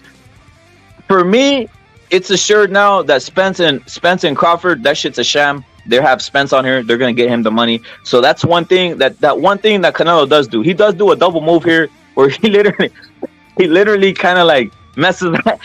He literally messes up Crawford Spence that fight. He takes all the limelight. By the way, bro, he takes all the limelight. Dog, they literally cannibalized the biggest fight, guys. Look, hold up. The biggest fight that they were lying to us. We all knew because we know these motherfuckers don't sell. The biggest fucking fight that they were lying to us for 5-6 years.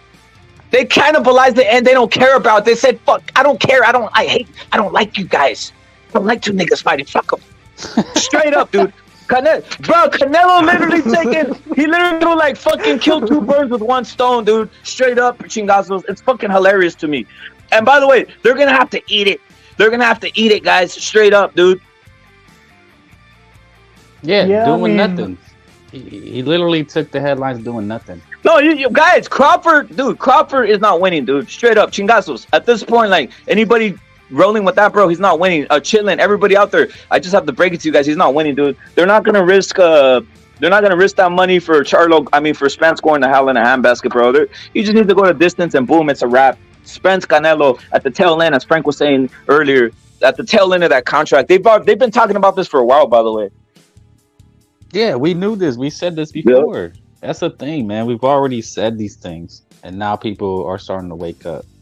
Yeah, Crawford, like, if it was like a real fight, probably Crawford wins. I think he kind of boxes better than Spence. But I don't think they're gonna let him get the decision. I don't think they're gonna let him beat Spence, bro. The PBC, you already know how they operate, especially since they might set up the Spence versus Canelo fight in the future, which probably sells a lot of fucking pay-per-view, in my opinion.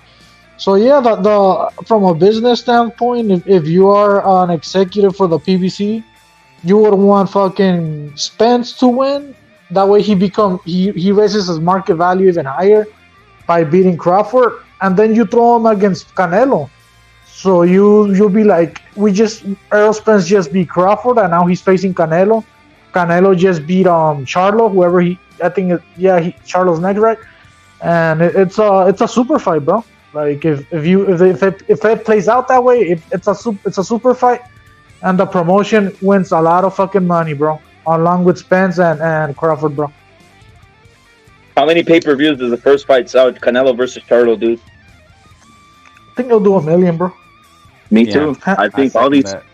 Go, Frank. I think all these fights, Shingas. I think all these fights, the characteristic it has is what we've seen, bro. The dynamic of black versus Mexican is incredible, and it's incendiary, bro. Like this shit's gonna be wild, dude. And whatever these guys are saying right now, just give them a fucking week to settle in. I'm talking about the Crips. No, seriously, give them a week to settle in. Then they're gonna start realizing, wait a minute, I'm cooking. Wait a minute, I'm fucking like taking the knee. Look at dude. I'm gonna say something. We've had like 4 obviously guys over here, Crips, that have dropped by, and all of them, dude, through the past 2-3 days, dude, they're taking a knee. They said that they don't believe Charlo can win, dude, on some shit like this. And I'm just astonished out here, dude. Like, dude, bro, they're preemptively like admitting the losses out here, dude. Right. But the ones that should be taking a knee, it should be me, bro. It should be us, bro, because Canelo's going into foreign land, bro. He's going into a foreign promotion who obviously favors the blacks. That's no fucking secret. PBC favors blacks. Let's not fuck around. Yeah. So if anything, we should be worried about the fight, bro, because they might set up Canelo, but we're not. At least I'm not. I can't speak for everybody, but I think Canelo getting the KO against Charlo, bro. To tell you the truth, a spectacular knockout. He has to, though, Chingazo. He has to. Like, I mean, I think we already assessed that he has to, right? Like, this ain't gonna be no, all right, the fucking 10-2 type of shit. You have to knock him out. Canelo's. I think that's what he knows too, bro. Eddie's not dumb, bro. Eddie's not dumb. Now, the other aspect, Chingazo, I want to get your opinion on this. I already cooked on it, and Frank already did it too, bro. What's your assessment of the Eddie Hearn literally like shitting the bed here, dude? Like anybody who's Mexican, everybody knows that PBC, or most fools that are hardcore, they know PBC is scoundrels. So they know that, hey, Canelo's going into a den of thieves, liars, cheaters, and basically pieces of shit, con artists that can change the cards on him, right? So they're saying, oh my God, he signed it. No, dude, like literally, he did what he did, what was financially best for him, and he did it because Hearn didn't do his job, bro. I mean, as far as fucking Hearn doing his job, I think he tried. I think he tried getting him the Battle Jack shit, but Battle Jack is a duck. He tried getting him the Bivol fight, but Bivol ducked as well. He wanted more than $5 million, and they couldn't come to an agreement, I guess, on that shit. So, I mean, if you're saying Eddie Hearn couldn't negotiate and force those guys to fight Canelo, then yeah, I agree. He couldn't do it. In that sense, but also at the same time, it's really fucking Battle Jack and Bivol ducking, bro. I can't really blame everything on Eddie Hearn, and I'm not saying that Eddie Hearn is the best promoter or even a good promoter, but he's also not the worst promoter.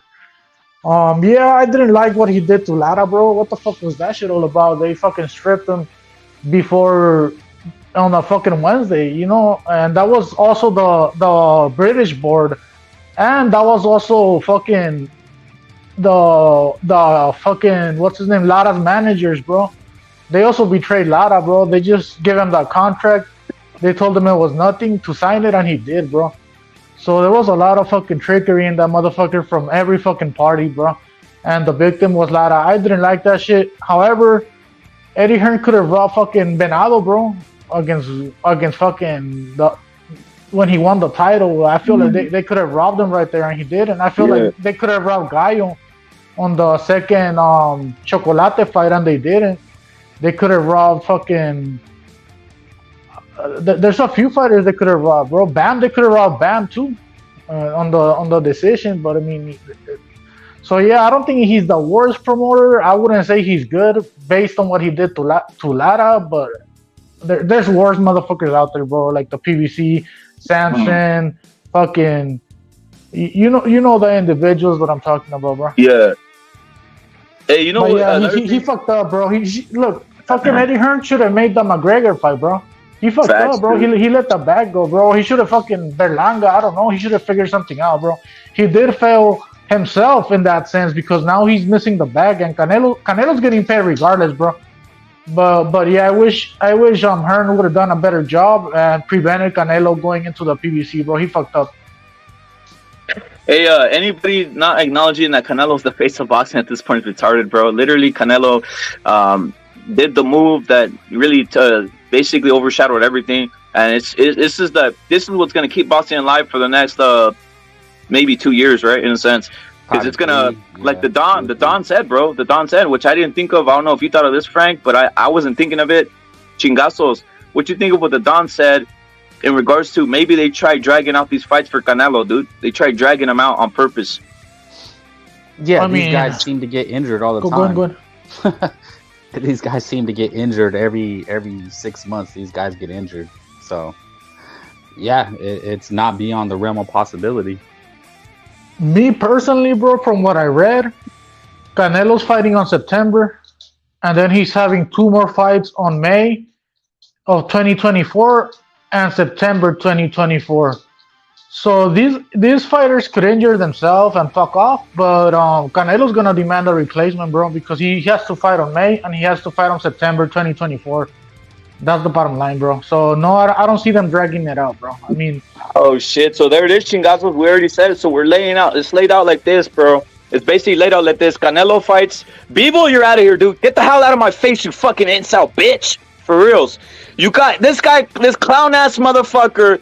Literally clowned himself into fucking being in poverty, dude. Straight up, because his wife gonna take half his money. That's what Beebo's doing. Literally, chingazos just broke down.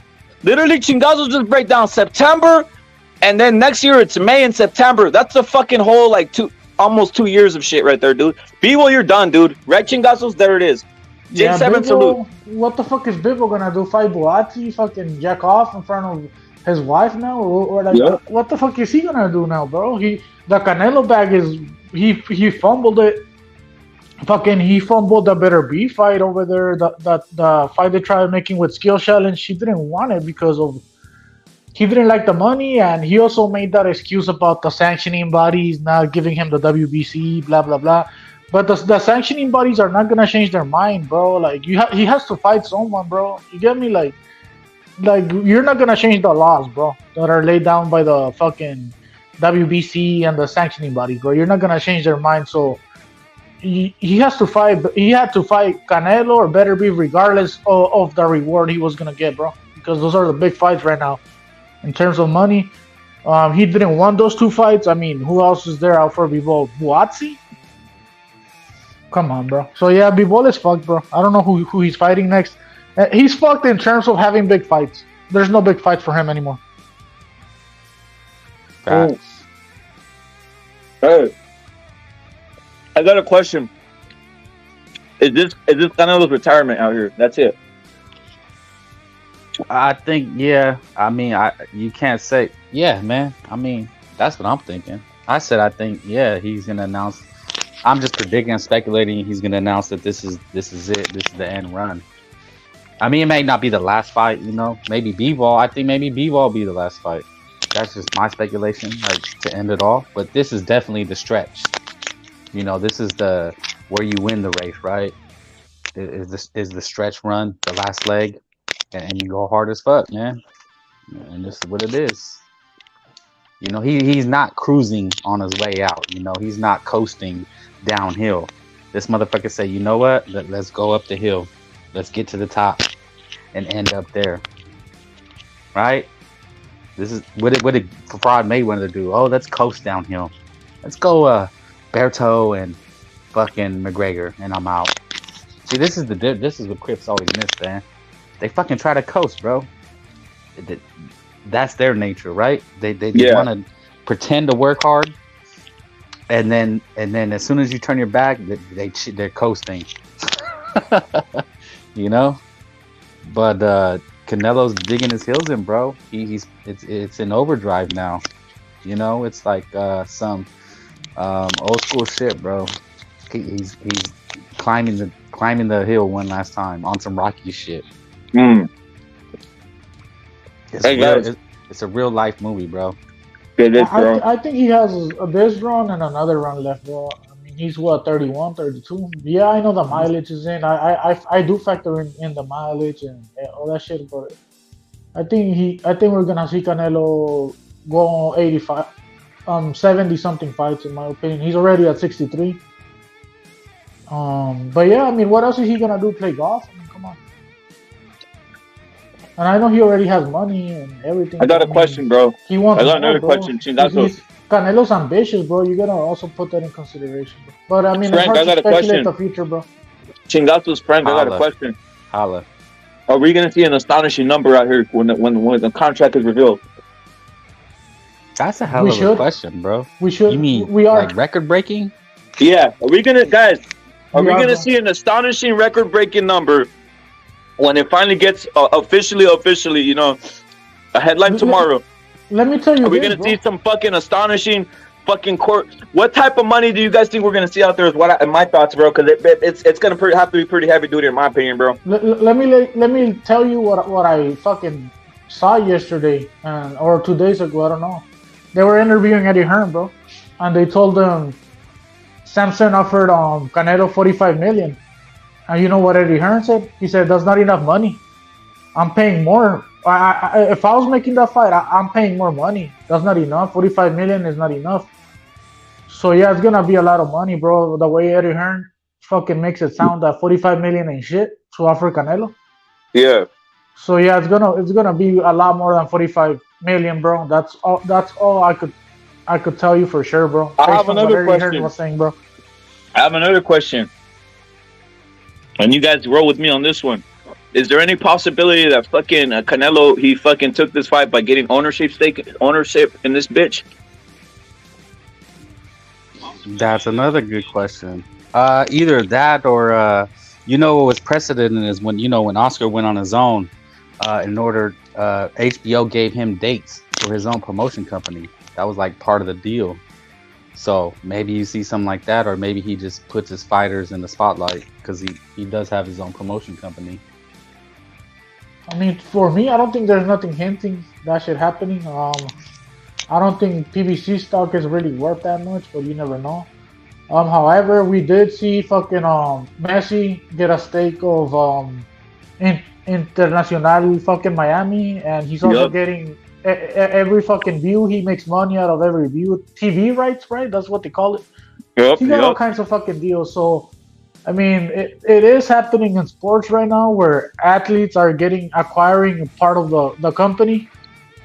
So it's not far-fetched, but I mean, I haven't heard nothing related to that in terms of Canelo and the PBC, bro. It's a possibility. You never know, but I need to hear it for me to like bring it up. You get me? But you never know. I have a feeling we're gonna see an astonishing number out here, guys. It's gonna be a number that's we've already said before. I said it's gonna have to be a fucking. I actually said it about 4 months ago. I said they're gonna put a fucking bag in front of Canelo, and he's gonna probably accept it, bro. Well, because the PBC is gonna come with the fucking like the truck, bro, with the Brinks truck, and Bitcoin, and fucking precious fucking minerals and fucking gold, dude. That's what they're doing. I just Some think fucking gold coins on shit. All that shit, dude. Yeah, you know, I think so what too, did bro. Samson say is that no, go ahead, Chingasos. I don't mean to cut you off. No, I wasn't gonna say nothing important, bro. Just that I agree with him. I think that they're offering Canelo something massive for him to go over there to the PBC and just sign the deal. We're talking about 3-5 deal. We're talking about him going into a new company, and we already know he got paid a lot of money from the zone. He made 160 million for 3 fights. So I'm thinking the PBC offered maybe 200 million for 3 fights. You never know, bro. You never know. Yeah, just to respond to Rep. Well, what did Samson Leakowitz, or what the fuck is his name? He said 45, 50 million. So it's got to be 75, right? Per fight, right? Like, yeah. I'd say it has to be 220, very least 225 for the entire shit, dude. Because you know what companies like to do, bro, is they like to floss. So it's like, and it may not even be that much, but it'll be reported record-breaking amount because it makes the company look good. Like, oh, they must be doing really well. They're gonna pay this guy 75 million. Yeah, you follow me? Yep. It has to be a ridiculous number out here, guys. Because like, first of all, Canelo is the fucking face of boxing. He brings in money. He assures you, like, automatically assures you a fucking plus. It's not gonna be nothing in the fucking in the red out here, dude. So it's like, with that being said, they better have hit him with a fucking tremendous number. And 50 million, that was a joke. And you know what else is funny? This is what else is funny, dude. Eddie Reynoso, they're not dealing with the fucking lower life fucking what you call the bottom feeders, shit eaters. You know, like in the lakes and rivers, guys, the fish at the top they shit, but then there's these fucking like nasty fucking bottom feeders that eat all the shit that falls on the ground. That's what fucking Canelo's not dealing with. These fucking shit eaters at the fucking bottom of the fucking You mean like fucking a lake. Yeah, like that. They're like carbs. They're eating shit. Yeah, they're eating shit all over the fucking ground. Yeah, he's not dealing with these guys. You know, like that Samson Lukowicz, that was a fucking joke. He's not dealing with them. They're dealing with other figures at this point. That's what I tried telling fools yesterday, bro. But they were stuck on the idea that Canelo turned down Benavidez, bro. When I told them, bro, like, come on, bro, they tried negotiating, they couldn't come to an agreement. Samson already said he didn't send the fucking contract. So I mean, what was there to debate, bro? Besides their fucking opinions against me fucking spitting facts. And look how everything I fucking spit ages well, bro. Canelo's now fucking doing a 3-5 deal with them, bro. So come on, motherfuckers need to stop coming up to me and fucking going against me when I'm usually always fucking correct on this on my takes, bro, because my takes are based on information that I get online, bro, and I verify and everything, bro. I'm not just a dumbass, bro. You know, I'm not just listening to nigga narratives. I'm fucking going based off that shit on YouTube channel, bro. And I'm going based on what I see, bro, not on what I see on another fucking YouTube channel, bro. Hey, chingazos, and we know the fake Canelo fans out there, dude. That's another thing, guys. You're gonna have a lot of guys propagating Canelo. We know who you are, you fucking scoundrels. We know you pick Kid LaPlante. We know you wear Charlo hats. We know you're looking like a sucker. We know you're not even Mexican. We know you guys are fucking weirdos. We know you guys are cucks. Seriously, you guys are cucks, as fucking the Don says, cucks and other shit. You guys are propagating. You guys are cheering against Canelo 24/7, bro. You know, fuck you, motherfuckers. Seriously, dude. Clown ass motherfuckers. And then the Black Crips are gonna be, hey, I'm a Canelo fan, you know, awesome shit. You're not, dude. You're not, dude. Overgrown, you're a scoundrel. You know in your heart you're rooting for Charlo with all your heart, and you got a poster of Canelo in your room, and you throw shit and faces on it like a fucking J-Cat every day, dude. That's what you do, you fucking clown. Go in, bro. Oh, yeah, I let you rant, bro. It's all good, though. No, but on my live, basically, yesterday, I said, bro, the news could change next week. Like, everybody's coming against Canelo. We've been saying this. I said, but look, man, it could because when I seen the Benavidez train wreck, you know, he's getting slammed. I said, bro, we don't know. The news could change tomorrow. It could change next week. And watch everybody scramble. And bam, it just hit us. You know, it's Nagasaki out here. Facts. It's a fucking bro. The J Cats are all in one room and they're smearing shit all over the fucking walls and tripping out and fucking cutting each other. Like, dog, it's crazy, dude. It's crazy, dude. Yeah, Overgrown, you're a fucking J Cat. That's all I gotta say. Straight up, dude. And all you other fucking bottom feeder Crips with your fucking mouth open at the bottom while I shit on top of the lake and it falls in your fucking 30-ass mouths. Fucking weirdos.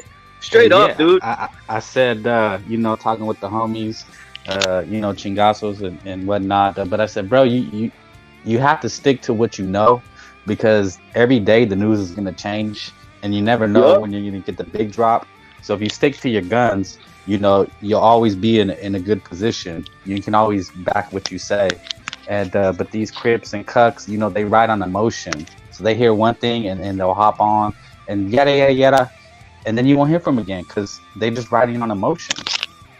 Well, Alonzo is bringing something to the game here. Alonzo, you saluted.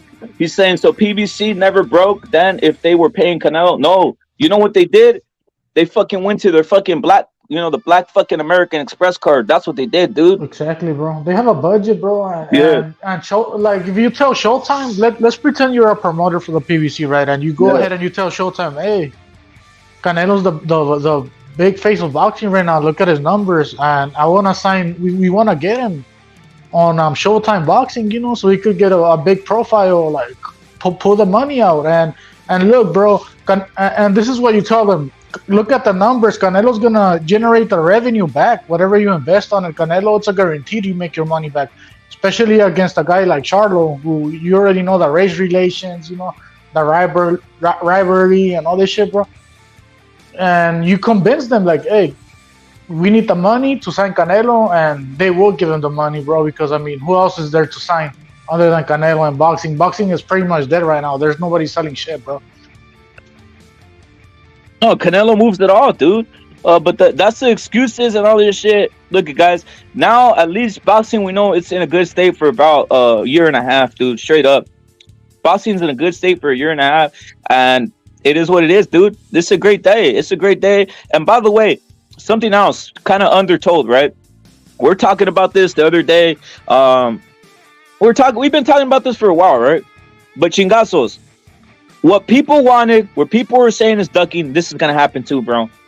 The fucking Benavidez versus Canelo fight is on and cracking, chingazos. Benavidez versus Canelo is on and cracking, dude. Something that they say that Canelo was scared of. I'm pretty sure it's included on the 3-year contract, on the fucking 3-fight deal, bro. I mean, why not? He's a 168 fighter. Canelo's a 168 fighter. He's Canelo's mandatory. Canelo's now a PBC fighter. Why not make the fight happen? You know, so yeah, and it's look, included there. This. I'm sorry, Chingasos. Go ahead. No, go ahead. But Rep, didn't we say this? Whenever I think there was a live, I was saying, bro, you ever had that cold feeling when you got played? Yeah, kind of cold feeling. That's David right now, because he's the man in the middle. He's like, oh shit, I'm the odd man out. Hey, hey, is this maybe why possibly we're hearing rumblings of, even like yesterday before, we're hearing rumblings of, hey, you know, the Morale fight might not, because they were already like, hey, we're gonna throw you in this bitch. We're gonna throw you in this Canelo contract, motherfucker. Like, fuck this, fuck this Morale shit. We got you now, bro. We're throwing you in this fucking Canelo. That whole rumbling of like it's off, that type of shit. That was happening yesterday. Fools were like, "Oh yeah, is that saying it's off now?" Maybe that's part of it. You know, maybe that's part of it. Though. We said it. We told these guys. David was the pawn, bro. He was used. He's been played, and he knows it. Yeah, I even brought it up yesterday. I was like, how do you know PBC just chose Charlo instead of Benavidez first? You know, and I was right. They did. That's what we said. It said, bro, your own company just basically went behind your back and used you, and now you're waking up. Hey, Reb, I told my brother earlier. I sent them the screenshot of Canelo saying that he's now with PBC. Right? He posted it on his story. Canelo did. Yeah. And I told them it's going to be Charlo versus Canelo. And he's like, "That's good, bro." This is what he told me. That's good because the niggas want this fight, and there's this narrative that Canelo doesn't fight black American undefeated fighters. And I was like, "Damn, bro, I know that's what you assume, bro." But I was just debating two niggas yesterday on a boxing panel that they don't even like this matchup, bro. They're shook. I was like, they're scared of Canelo versus Charlo, bro. Crazy. But Chingazo, ain't that crazy, dude? I'm starting to figure out these guys are scared of it, dude. They never wanted it. They wanted to be like Spence and Crawford, where they can both talk about that. Yo, I know I was gonna beat you, and I know you're gonna beat me, and we just talk about this for 5 years, and just talk about a fucking fantasy fight, so we can all be right and feel good at the end of the day, in a sense. I don't know what the fuck they're thinking, bro. But if I was a black person, I'll be happy, bro. I'll be like, damn, we're finally getting the big fight, the Canelo fight, the big money fight. And if Charlo beats Canelo, he's the big dog, you know, that type of shit. You know, finally, I'll be happy, bro. But as a Mexican, I'm happy about it too, bro. I don't really. I think Canelo was gonna finish this motherfucker. Why not? You know. Well, I mean, I wanted to see the Bebo rematch instead over there at the Zone, or even a Berlanga fight, or I would rather have fucking Benavidez going to the Zone. But I guess we're asking for too much, bro. And PBC don't give a fuck, though. They'll fucking shelf everybody if they have to, you know, instead of sending them to fucking the Zone, bro. Yeah, you know, I was thinking of something, Brett. You know what David's like? You know when a bitch invites you to a party and you think, oh man, you feel special, like, oh, she like me, right? And there's like 50 other niggas there. You're like, oh, this bitch. and there's one bed, and there's one bed. And there's one bed, and then there's a camera, and she's like, oh, guess what? This is a gangbang. That shit, right? You're like, a real, like, not even gang banging. This is a gang bang, bro. Yeah, and you're like, you got that sick feeling. Yeah. You know, I fell into a trap out here, bro. Yeah, that's what happened, bro. For reals. Matador, you're saluted, dude. Like, hey, guys, it is what it is. Overgrown already got cooked. We're fucking destroyed out here. He don't want to defend. Dude, these guys don't want to defend. Dude, Chingazos, I don't know how you feel. I don't know how Frank feels, but when I saw Valdez versus Shakur, bro, I saw that and I was like, all right, Valdez is shorter, you know, his arm reaches and all that, and Shakur's a weight bully. But I'm going Valdez. Fuck these motherfuckers, right?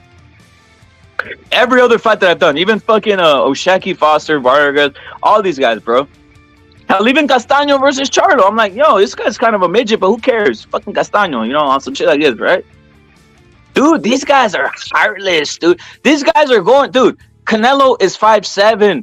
Canelo is 5'7", and you fear him, dude. He gangbanging on you motherfuckers. He's 5'7", and you motherfuckers don't have the balls, bro. You motherfuckers don't have the balls to get on here and be like, Charlo is gonna knock him out. He ain't getting that, bro. Dude. I'll be like, he's not even getting, bro. This is what I would be. I mean, he's not even getting the Benavidez and Spence because Charlo gonna cook him or some shit. These guys ain't gonna, bro. These guys are cowards, bro. You guys have been put back in the fucking, like, dude. You guys, what's the word called? I've always believed this, bro. It's because what ended up happening is they've got what's that called? Tamed. Motherfuckers are tamed out here. Matador salute. Domesticated, bro. That's domesticated and tamed, bro. It's wild, they got their dude. balls clipped. Your balls have been clipped. Dude, I feel like, dude, the cop that put the knee on George Floyd's neck, bro, like he did it all. Like, it's crazy, dude. Well, what can you do, bro? What can you do? There's nothing they can do. It's a done deal. Bro, I'm not surprised. I'm not surprised at this shit. Why, bro? Because I've been saying this shit a bunch of times, and I keep saying it. It doesn't matter who Canelo fights, they're still gonna cry, bro. It doesn't matter who he fights. He could fight Benavidez, and other motherfuckers are gonna be saying that's a cherry pick, bro. Benavidez could finish Can or something, right? Or he could fight fucking. He's fighting Charlo, and we got other fools saying that Benavidez he's ducking Benavidez. You get me? And if he fights Bivol, they'll say he's ducking Charlo and Benavidez, bro. So you can't really please the Canelo haters, bro. That's never going to happen. That's why I kept saying, bro, he should fight McGregor, bro. Piss everybody off because they're gonna cry regardless. Give these motherfuckers a real reason to cry. Make them suffer. I don't know. Fight Berlanga too. Make these motherfuckers cry for real. That's what I was saying. Fight Berlanga, piss them off. Fight, yeah. I mean, that's what it should have been. That's what I'm coming from when I say that shit. Obviously, I know Canelo finishing McGregor like he's nothing. I'm not stupid. I know she finishes Berlanga like he's nothing too. I'm not stupid. But if they want to fucking cry about something, make them cry about something for real, bro.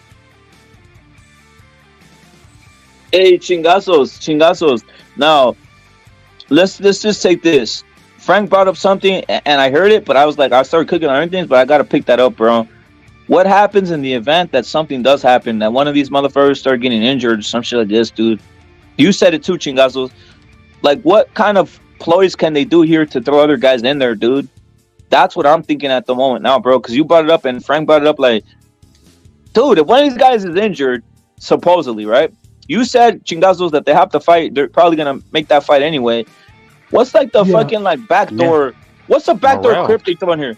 Is it Morel? The backdoor crypt? Yeah. Morel, Andrade. Yeah. You know, because that's what they did to Manny Pacquiao. They played his ass, right, with the last minute replacement with Ugas. Yep. Fucking big steroid freak. Fucking that dude, that fucking no eyebrow having bitch. Bruh, you're right, dude. We can't even talk. Again, guys, what we think is this. What the most probable this is gonna happen, it's Charlo, Benavidez, and Spence, right? But again, these guys are so fucking slick and schemy, homie. Like, dude, they might try pulling different scams out here, dude. Straight up, dude. Yeah, they could bring up Jermall. Sure they are, bro. Like, think about that. That's a big ass story, right? Jermall. There it is, fool. Jermall gets cooked 3 rounds, and then Spence at the last minute. Oh, my eyes fucking falling out, and then they throw Jermall. Oh, he's getting revenge for his twin. Oh hell, dude, that shit would break the internet. That's a good storyline, bro. I wouldn't be surprised. I know this shit, fool. I be dropping gems. Hey, bro. Here's another one. They might fuck around and throw the smaller Jermall on this bitch, bro. That's what I just said, fool. Yep. I mean, you said Jermall. You said Jermall. He's been You're right. You said Jermall. My bad, bro. Fucking year too, so they can be saying that he's all this better when he's inactive as well, bro. So Frank. So you're saying Jermall instead of Jamal, number one? No, he wipes the floor with Jermall, right, this year. Okay. And then in the final fight, which should be Spence, fucking Spence eyeball actually falls out, supposedly, and then throwing Jermall undisputed. Oh, he's fighting the twin. Oh, dude, that shit would be ginormous. Undisputed versus undisputed, even it has an easy selling point, and he's getting revenge for his brother. And all Yeah, I could his brother. picture that Think about story. it, his brother. That's not far fetched at all, bro. Like at all. I mean, they might fuck around and bring Tank up to 168. To be honest. Good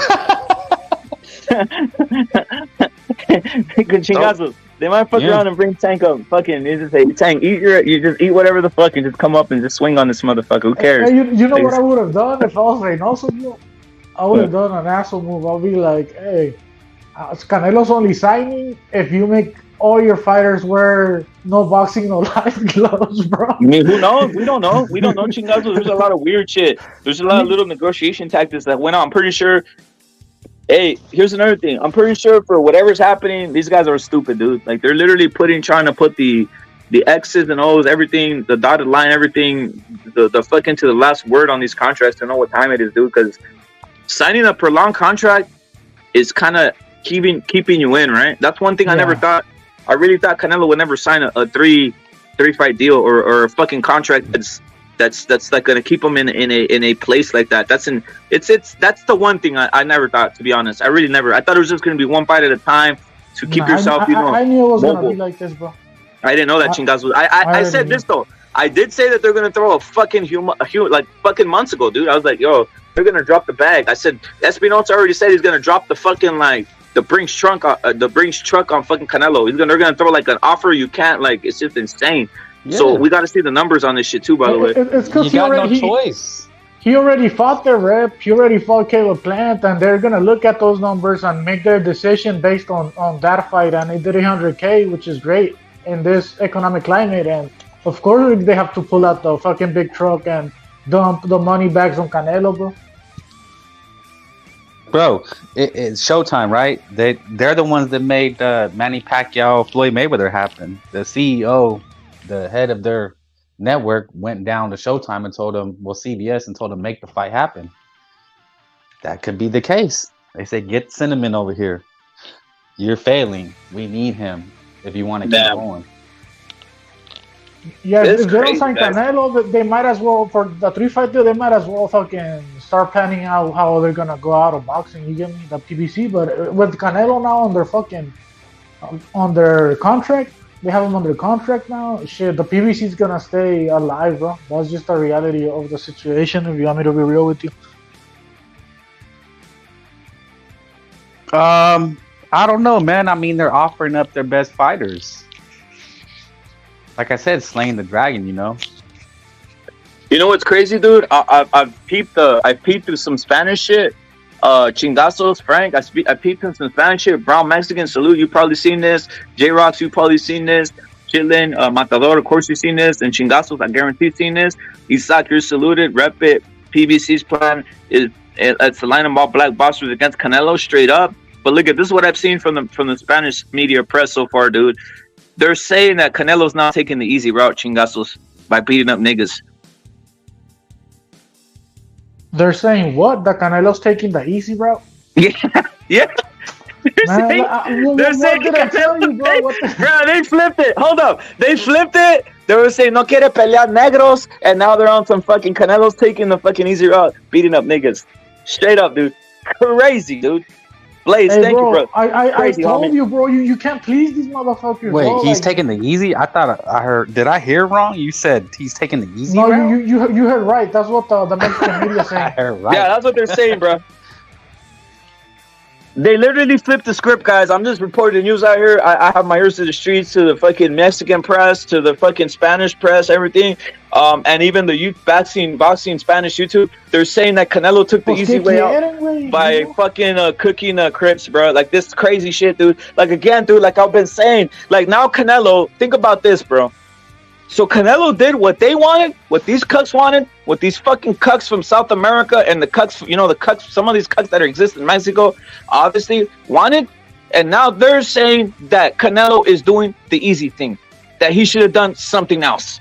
What the hell is going on here Again, dude. And by the way, Chingazos, why does this matter?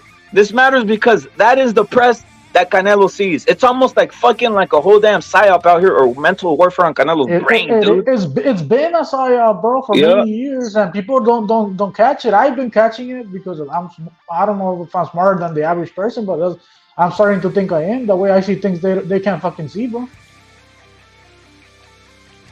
I mean, it's obvious that Canelo's taking a risk going into a PBC fighting fucking Charlo, fighting fucking all these motherfuckers on a fucking corrupt, fucking satanic fucking company that only favors black people, bro. This is the fucking world star of fucking boxing, bro. What are we talking about here, bro? Like, that's just risky.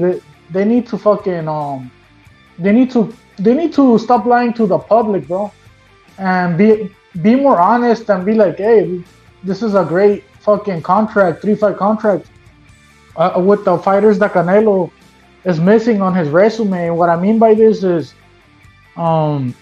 he pretty much cleared the matchroom stable, bro. On the zone stable, there's no one left for Canelo on the zone, bro. Like, it's at the point where I'm asking for him to fight Berlanga, bro, just to stay in the zone. It's at the point where I'm asking for Canelo to fight McGregor, you know. That's where we're at right now. So him going into the PBC, fuck, what else is he supposed to do, bro? He's doing the hardest. Go ahead. He's doing the hardest fucking. He's taking the hardest route, bro, right now. Yeah, man. If this was HBO back in the day, it'd be different. He could just fight the best, and they'd probably he'd be the head and basically get to choose. But with everything different, you know, basically separated the politics and the business, he kind of has to do this. I mean, then we obviously got different sides attacking. That's what it is, guys. Hey, I support Canelo whatever he does, and I'm excited to see what Canelo does. I'm excited to see Canelo Charlo. I'm excited to see Canelo Benavidez. I'm excited to see salute to J. Ross. I'm excited to see Canelo Spence if that happens. And yes, I said a Spence like in Mexico. You fucking cuck motherfuckers. Seriously, I'm sick of it. Chingazos, I'm sick of these fucking dudes, man. I'm sick of them. They got Reagan down number one. What the fuck? These guys are cucks, bro. Remember when Canelo took the 3-fight deal with the Zone for $160 million? What was the narrative out there? That he took the easiest route, right? Again, that's the whole point. That's why I'm like, what the hell's going on? Dude, this is insane, dude. It's a full-on weird-ass cuck fest out here, dude. Hey, we got I mean, pronounce that shit. I don't know how to pronounce that shit, guys. Yeah, Sheik or whatever the fuck, bro. Like, come on, dude. Learn how to fucking, change your name, dude. Fucking, that's weird, homie. Straight up. He says Mexican press said Canelo dug Badu and Bivol. Yeah, that's what they're saying. We're just calling it from all sides. I'm calling it from all sides here, bro. It's beyond Faitelson.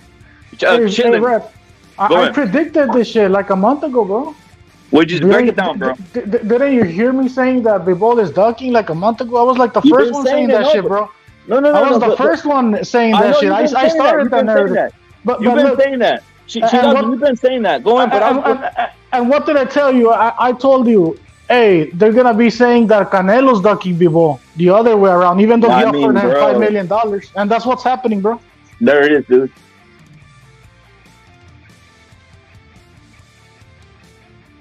You can't win with these guys, bro. You can't win with these guys. It's insane, guys. Dude, that's why I said it's about controlling the narrative, man. You have to be on the forefront. Straight up, dude.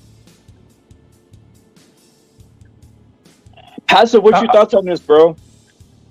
Fuck these Crips. I'm with you, bro. Are you fucking excited for seeing this? Are you excited? Mikaev, you're saluted. OG Blaze, we got Chingazos who predicted the fucking cuckery of these motherfuckers. And yes, you're right, Chingazos. I even went as far as to break down the numbers. Remember when Kill was laughing at all that shit, just to make sure that I wasn't fucking that I wasn't being an asshole. And I broke down the numbers, and 5 million sounded perfect to me, bro. I don't know. Come on, bro. 5 million is great. I mean, maybe 6 million would have been more fair, but it's almost the same shit, bro. Come on. Passive, what's your thoughts, bro? As just, are you excited to see these fights now that it's announced? And what's your thoughts on the conclusion on how these fights have to turn out? Does Canelo have to knock these guys out? And then as a fan, when you've seen some of these guys that you know, bro, probably even around your area, if they are boxing fans, some of these hammock swingers, are they all of a sudden backtracking with these fights that now that it's signed that they're acting like they don't want to be invested in it because they don't want to get that PTSD when Canelo knocks these motherfuckers out? Hell yeah, dude! I'm fucking excited to see some lynching, bro. You heard it there first. Now, Passive, what fight did you want to always see, and is this what you wanted to see, bro? I really want to know that because I want to know what the feel of the fan base is of the Canelo fan base, bro. Is this what you always wanted to see, or what were you really thinking in your brain? And you could keep it 100. If you feel like you want to see Bevo, you could say that. If you feel like you want to see anything else, you could say that. But what did you always want to see? And keep it real, dude. You don't have to bullshit here. I want to see whatever Canelo wants to fight. His legacy is already cemented. He could do whatever the fuck he wants. I agree with your assessment right there, bro. I do, bro. I'm with you. To me, this is good shit. If it would have been Bevo, it's cool. If it's fucking Charlo, if it's like what Chingazos and Franklin saying, just Berlanga, who cares? I'm with it. McGregor, who cares? I'm with that shit too, bro. But this, to me, actually does change the landscape of American boxing. Because look at, I was saying it earlier, and I wasn't trolling. You got Canelo handling these guys. Puro Cafe, you're saluted. He's the face of fucking 20 years of boxing. It's going to be a 20-year fest of Canelo highlights, a 20-year fest of Canelo this, a 20-year fest of Canelo all over the place, a 20-year fest of seeing Canelo lynching motherfuckers as being a highlight and the top of boxing, dude. And by the way, there's no evidence out there. I'll say something else. There's never been evidence of Canelo getting lynched one time. And by lynched, I'm talking about destroyed, utterly dominated, utterly defeated on the ground. No, he's never done that. Is he Canelo Ali now? He's better than that, dude. Exactly. He's better than that. Yep. he's Canelo Alvarez. Thinking about it, Ali Alvarez. Yep. He's gonna surpass Muhammad Ali. Like, that's their idol, bro. Yeah, this is Tyson. Dude. They don't even realize what they're doing, dude. That's another little underground trick, dude. They're literally putting Canelo as the basically prime. What's it called when you're the main focus of a movie? You're the protagonist. Is that what it is? Yeah. They're making him as a protagonist, and this is fucking insane. He's gonna be like a figure like no other. And look, at his stock has already gone up crazy tremendously in the past like 3-4 years, but now he's going into fucking like what's the word? Iconic status. Like like when he lands anywhere, people know. Oh shit, it's Canelo. Oh, it's like it's icon, bro. He's Canelo Ali. Yep, it's iconic, bro. Because look what these fuckers were saying. And we had to battle these fucking dipshits. He's ducking Benavidez. I said, bro, they're not gonna sacrifice David the first one like you're fucking a moron. That was bait. That was to get us in, to get us invested, like someone said. It was never gonna be the first one, and they're not gonna sacrifice that dude. They know better. Hey, Red Paul, I see it. Canelo's not even retired yet, bro, and he already has 2 Hall of Famers in his resume. I'm talking about Mosley and Cotto. They're in the Hall of Fame, and in my opinion, Triple G is gonna be in the Hall of Fame in 5 years, and I think Big Bull's gonna be in the Hall of Fame in the future, just based off the Canelo win and the fucking the 9 title defenses and the fucking Zurdo win and the Smith Jr. win and the Jean Pascal win, bro. I think Big Bull is most likely making it to the Hall of Fame somehow, the way it's going. So he probably already has 4 names that are 2 are already in the Hall of Fame, Cotto and Mosley, and I think Triple G is gonna be in the Hall of Fame, Big Bull, and who knows, bro? Maybe others that Canelo beat are future Hall of Famers as well, bro. Maybe even Kovalev makes it to the Hall of Fame. You never know. But he already has names that are Hall of Famers in his resume, bro. You know what else, Chingazos? This is what's tremendous about this entire scenario right here, dude. Look at all those you listed, the Hall of Fame, but there's something else. He's fighting. Guys aren't picking this up. He's fighting the guys that are known as. He's not fighting guys that are known as point fighters. He's fighting the guys in the generation or the era that were known as guys that can literally are most dangerous or trying to kill you, bro. Triple G was known as that. David Benavidez, whatever people want to say, Mando Solo Salute, he was that. Kovalev, you said it right there. Because you said it right there, a fucking the destroyer. And then even Charlo. Guys don't want to admit it, dude, but Charlo again undefeated, and he was one of those guys that. Nobody wanted Trout. Nobody wanted Trout, bro. Nobody wanted these guys, dug bro. crowd, bro. So come on. Yeah, dude, he fought the guys that are the most dangerous and the most basically intimidating, bro. Triple G is the most intimidating factor out here, dude. Nobody wanted Lara either. Remember? Yep. Lara was like the most avoided back in the day. He even went as far as to go to the Canelo fucking press conference, and it worked. He did get the fight, and Canelo beat him. So I don't know what more to ask out of Canelo when he already gave us everything we asked for, bro. It's unprecedented, dude. Oscar's biggest test was Felix, and he boxed circles around him. But the other guys, not so much. You know, Purnell was just a mover, and Bernard Hopkins was no killer. Nah, he was like a grimy fighter, bro. He wasn't really exciting. He didn't really do nothing special. You know, had Oscar fight Roy Jones Jr., I don't know, it'd be a different story, but it's unprecedented, dude. Like you said, these guys are supposed to be the killers of their generation. And that's what it is, like generational, bro. These are not new guys. These are not Johnny-come-latelys, as they say. These are guys have been putting in work.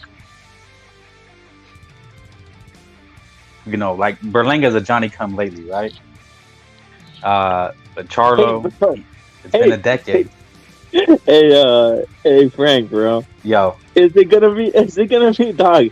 Is it literally gonna be like we were saying earlier, chingazos, Passive, thank you for jumping on, bro, and listening, right, bro. Salute to Passive for being on here right now, bro. But I was gonna say, is it really gonna be one of these where, if you think about this, right?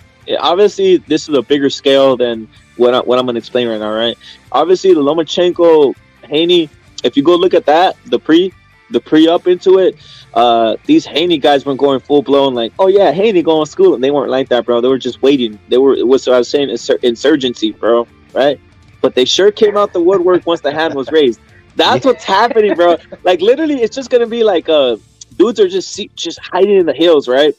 And if somehow, some way, like something happens and Charlo gets it, that's when they come out, bro, in full force and just start stomping and fucking lollygagging and fucking crip walking. They don't hear shots for days. They're like, dog, been a week, I hear no that's shots. The point. That's what guys aren't picking up. These guys are just like lurking. Look at, I'm noticing this, Shingazo. These guys are not going to come out full blown. We already tested it like 5 times already. 5 times in like 2 weeks. These guys are not coming out full blown like, I believe in this motherfucker.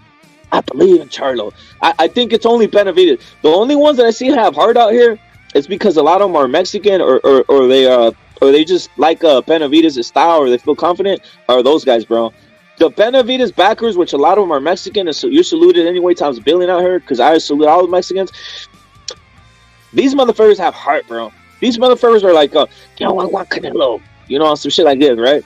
These other motherfuckers, like the Charlo and the fucking Badu Jats and all these other clowns or whatever the fuck they are, Spences, they have no heart, dude. They're just on some insurgency and waiting for something to trip off, and then next thing you know, they come out and they start dancing on you. I don't know if you noticed that, Chingazo. I think the lead up to these fights is just gonna be like just me, you, Frank, or whoever else. You know, obviously Passive, the Don, all these guys. Salute to the Don times a billion. Just gang banging, and these guys don't want none of it. They're just on some hiding shit, dude.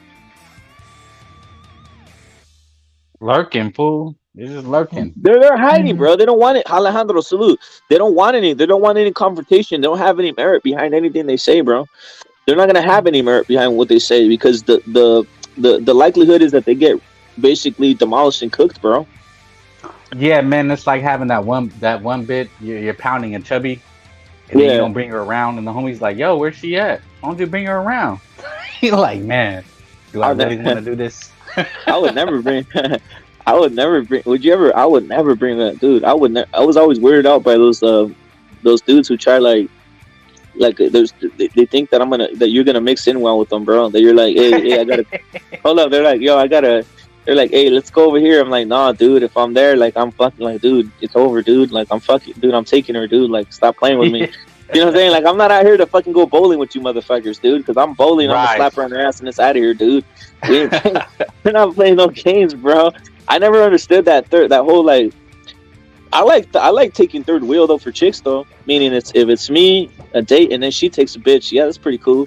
But for another but dude, the chick is always asking, why don't you ever take me anywhere? Why don't you ever take me anywhere? It's like he's like, man, for real. when when they're talking about like introducing the families and shit. Yo, chitlin salute. But that's shit. I never. I just like. I am the one you need to fucking make happy. Not no fucking family out here. What the fuck? I just think these motherfuckers deep down inside that they know that Canelo's the face of boxing, bro, and that he's probably gonna be Charlo, and obviously they don't like it because their whole purpose in life is to prove to other people that they're superior than everybody else. That's their whole mindset, because the American propaganda has been telling the black people that they're superior ever since the 70s, just because of the white guilt they have, because obviously the white slaves tricked the black people into thinking they were inferior to them genetically, and it works. So now they try to reverse it. So now these guys believe it, and they think they invented everything, the flying pyramids, that everybody was black and every inventor was black, all this fucking propaganda that they spread. And they look at Canelo and they're like, fuck, he's Mexican, he's beating everybody, what the fuck, we're not superior. So low-key they know Canelo is the face of boxing, and but they're never gonna accept it, bro, because like I said, they want to say that they're superior and the black people are the best boxers and they invented everything and all this bullshit that they try to spread, bro. So yeah, these motherfuckers, they've been programmed that way, bro, and that's why they'll never credit Canelo, to be real with you, especially because he has white skin and they don't like that shit. Yeah, I agree with that, bro. That's one of the underlying. Mars, you're saluted. Mars is saying Canelo saving Showtime and the PBC from filing bankruptcy. I think that, let me ask you guys something. You think that's kind of a, Mars, you're saluted, bro. You think that's kind of a past thing, though, at this point? Like the whole PBC and bankruptcy thing, chingazos? Yeah, I think they're gonna recover well with these fights that they're making. Obviously, fucking Tank versus Ryan made them a lot of money. They're making fucking Spence versus Crawford for what it's worth. They're at least getting their money out of these two motherfuckers who never fucking fight. They're making fucking Canelo versus Charlo and two other more fights. So I mean, they're recovering, bro. I hate to admit it, bro. I want these motherfuckers to go bankrupt and I want them to disappear. I don't like how they run their promotion, where it's all about black supremacy and about black people. I don't like it, bro. Like, what the fuck is that shit all about? All their narratives are pro-black and against Mexicans, and they never push a Mexican. And when there's a good one, they set him up. They tenderize him, and they put him on a fight that stylistically is wrong for them on purpose, so they could lose and get rid of him, bro. Hey, chingazos, how do we assess the careers around everybody else then? So we got Canelo right here stuck in a 1.5 year contract with the PBC. So we've already said Charlo, Spence, Benavidez. But usually what happens is around that, you got guys like at those weight classes like Jaime. Who else is around there? Jaime Munguia. Who else is out there, chingazos, around those weight classes? I guess we could even throw Bivol in there, who's still around there. Better BF, who's already older. He's done, guys. That's another thing, the story not to be told. Better BF never going to fight Bivol, and he's basically done. They put him on an island. That's done. You got the Callum Smith, you got the Zurdo, you got all these guys. Pacheco, salute to Ultra Instinct. Now, what's next for those guys? Because look at Jaime, to me, is interesting. They were talking about Jaime versus Benavidez. I actually want to see now. I wouldn't mind seeing it. Jaime versus Bivol, dude. I don't care what anybody says. I want to see that to keep me busy, especially in between a Canelo fight after he beats Charlo, in my assessment. They also got Berlanga over there. Berlanga, another one. That's another one, chingazos. Look at Eddie Hearn promised Berlanga that he was going to get Canelo, dude, and look what he did to him, bro. So there's another victim of Eddie Hearn. Berlanga literally signed to him, and look what happened. Canelo's out of there. He might get him eventually. You know. I don't think he will, chingazos. It's over, dude. Not next year because he's gonna be stuck with the PBC. But eventually, Canelo's, if he keeps winning, he's gonna run out of names, and Berlanga's one that they're marinating right now for a future Canelo fight. Fuck. Let's see what happens. I can't predict the future either. It's just me fucking speculating, you know. Speculation is key, though, right? Chingazos, like next year. What is this? 2020. 2023, right? 2024 next year.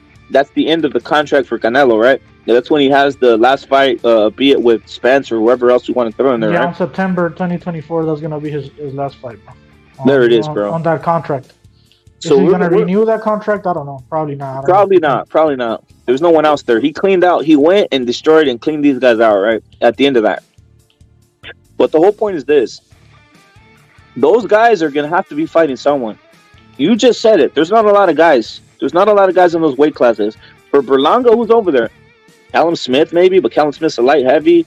You got Jaime. You got Triple G. Yeah. Triple G, I guess, if he hasn't retired. There isn't many guys, so you're literally going to have Berlanga fight somebody, and he might get eliminated. That's my point. Whole point is you don't want to fight somebody to eliminate your chances at Canelo, and these guys are going to have to eliminate themselves, doing what these Crips were never going to do anyway.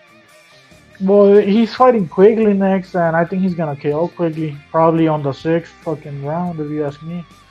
After Quigley, I don't know who Berlanga's fighting.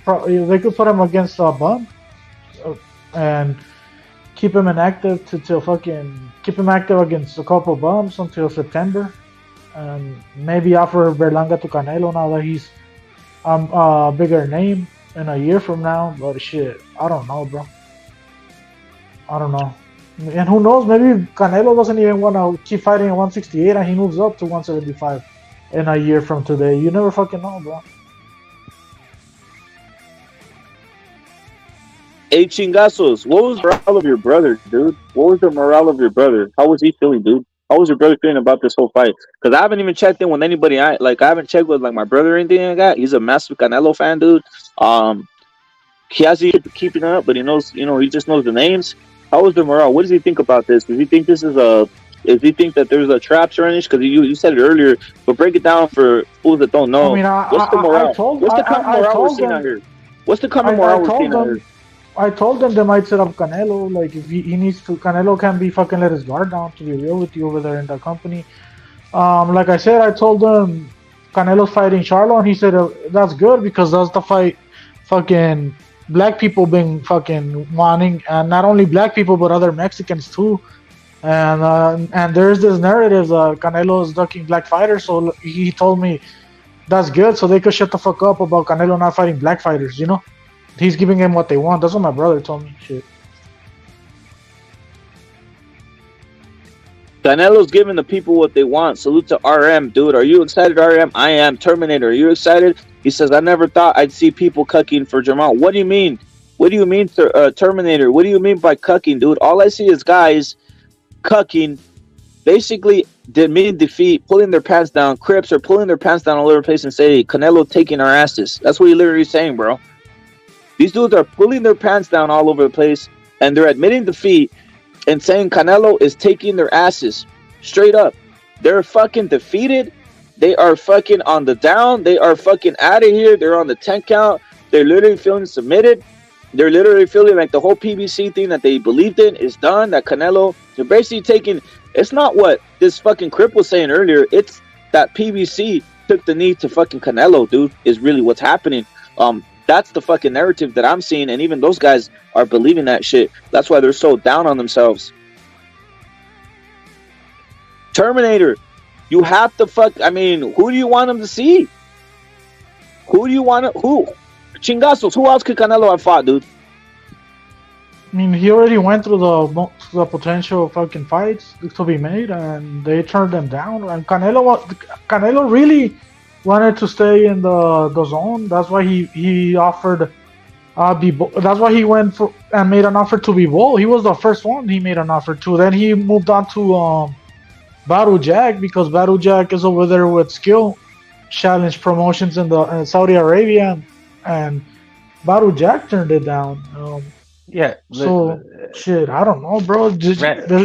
No more options for him, bro. Besides what he's doing. Small world, bro. This shit is a small world, bro. Like, there's not many places you can go. Like what Chingazos is saying. There's just not with it. Like, you create your own league. I mean, fuck it. And we're forgetting to mention Canelo versus Munguia. That could be a fucking fight in a year from now, a year and a half from now. Like in 2025 or some shit. By then, Munguia should be ready, if you ask me, if he's not today. Yeah, I was just thinking, a thought hit my head. It's like, if you're Berlanga, are you sick right now? Because like that was the whole thing he went over to Eddie Hearn with. That was like the hook. That was the bait. Is to get him. He is. That was the bait, bro. You're fucking sick. You're like, he's sick. That cold feeling. He's not he's not getting that fight. Tell me I'm tripping. Or, hey, Frank, he's not getting that fight, right? No, but he was pumping it out like that. The first I signed with Eddie for a big bag. I'm ready for Canelo because obviously Eddie's hoodwinking them. Bro, this shit is grimy, bro. It's all about what do we say? The Crips always cross each other, right? This shit is grimy. Like everybody's double crossing, bro. It's the fucking wild, wild west out here. That fool's sick right now. He's probably punching air. Like fuck. What do we say? Berlanga went to the date and realized he was in on a gangbang. Like damn, got played. They took Roseville gangbang. That whole meme, bro. That guy's taking Roseville gangbang and shit, bro. And we're not talking about gangbanging and a fucking gangster. We're talking about the other gangbang, the fucking Pornhub gangbang, dude. On this one, dude. I think fucking waiting is gonna favor Berlanga, bro, because I think he still needs to develop as a fighter a little better. He needs to show people something. Obviously, if the Canelo fight was made today, I wouldn't complain about it, but I think he could become a better fighter, in my opinion. Maybe he is getting the Canelo fight, but he's not getting it in 2024, bro. I know that much. Well, I mean, like, he went to the zone thinking that it was basically a guarantee that he was maybe he should have gone to the PBC. Maybe he did, but he did. Look, he goes to the PBC. They're not gonna put him against the Quigley. They're gonna take him out in the beginning, bro. I just think that David and Berlanga got that cold feeling today that they just been used. If I was Benavidez, probably, bro. But, Hey, dude, Eddie Hearn comes out like the biggest snake ever, dude. Straight up, dude. He fucking lied like a motherfucker. Like, dude, Bevo, wait, hold up. Bevo, look at these are the guys that got fucking duped. Bevo. Dude, I like that. Yeah, dude. It's Bevo, it's fucking Berlanga, it's fucking these guys, and obviously it's looking like Benavidez got duped, bro. Straight up, dude. Yeah, it was a little shell game, and they ended up on the wrong side. I mean, like I said, what was Berlanga supposed to do? Go to the PBC? Top Rank already fired his ass. They don't want him. I mean, no, you're right, Shingazu, but like that's the way you signed. They could have literally like, come on, dude. You fucking hoodwink, bamboozled, duped, all that shit. They could have got the fucking. He could have got the first. He could have tried like just selling his ass on the first fight. That's what I would have done from Berlanga. I think the one that's probably feeling it the most is Bivol, bro, because he had the contract in his fucking face and he turned it down. Yep. Like Berlanga, it's beyond his power, bro. Like, and in a way, Benavidez, that's beyond his power too. That's fucking Samson being fucking trickery and the PBC playing Benavidez. You get me? Like, right there, he's getting played by his company. There's really not much he can do about Bivol and Baru Jack. They could have done something to get the fight, and they turned it down, bro. So those motherfuckers are swinging at Errol right now, bro. Maybe Berlanga's swinging at Errol right now too, in the sense where I made the bad move if I'm chasing Canelo, because now Canelo went to the PBC. But like I said, Berlanga goes to the PBC, they'll feed him to somebody to get wrecked at the beginning, bro. In my opinion. Yeah, maybe they make Berlanga Munguia sometime next year. To kind of rectify Berlanga, get him a bag before he gets bounced. They should make it. They should make it. I mean, what does Munguia do now? Because he's chasing a Canelo fight. Man, a lot of pieces are about to fall in place. The rest of the division. You still got what names? You got Morrell, you got Plant, you got Munguia. Shit, man. There's still a lot that's gonna happen. I think Morrell becomes a figure. I think that's why they were kind of like dancing around Morrell recently. I think they were realizing, they were telling them the rumblings that these type of shit was gonna be signed from Canelo, dude.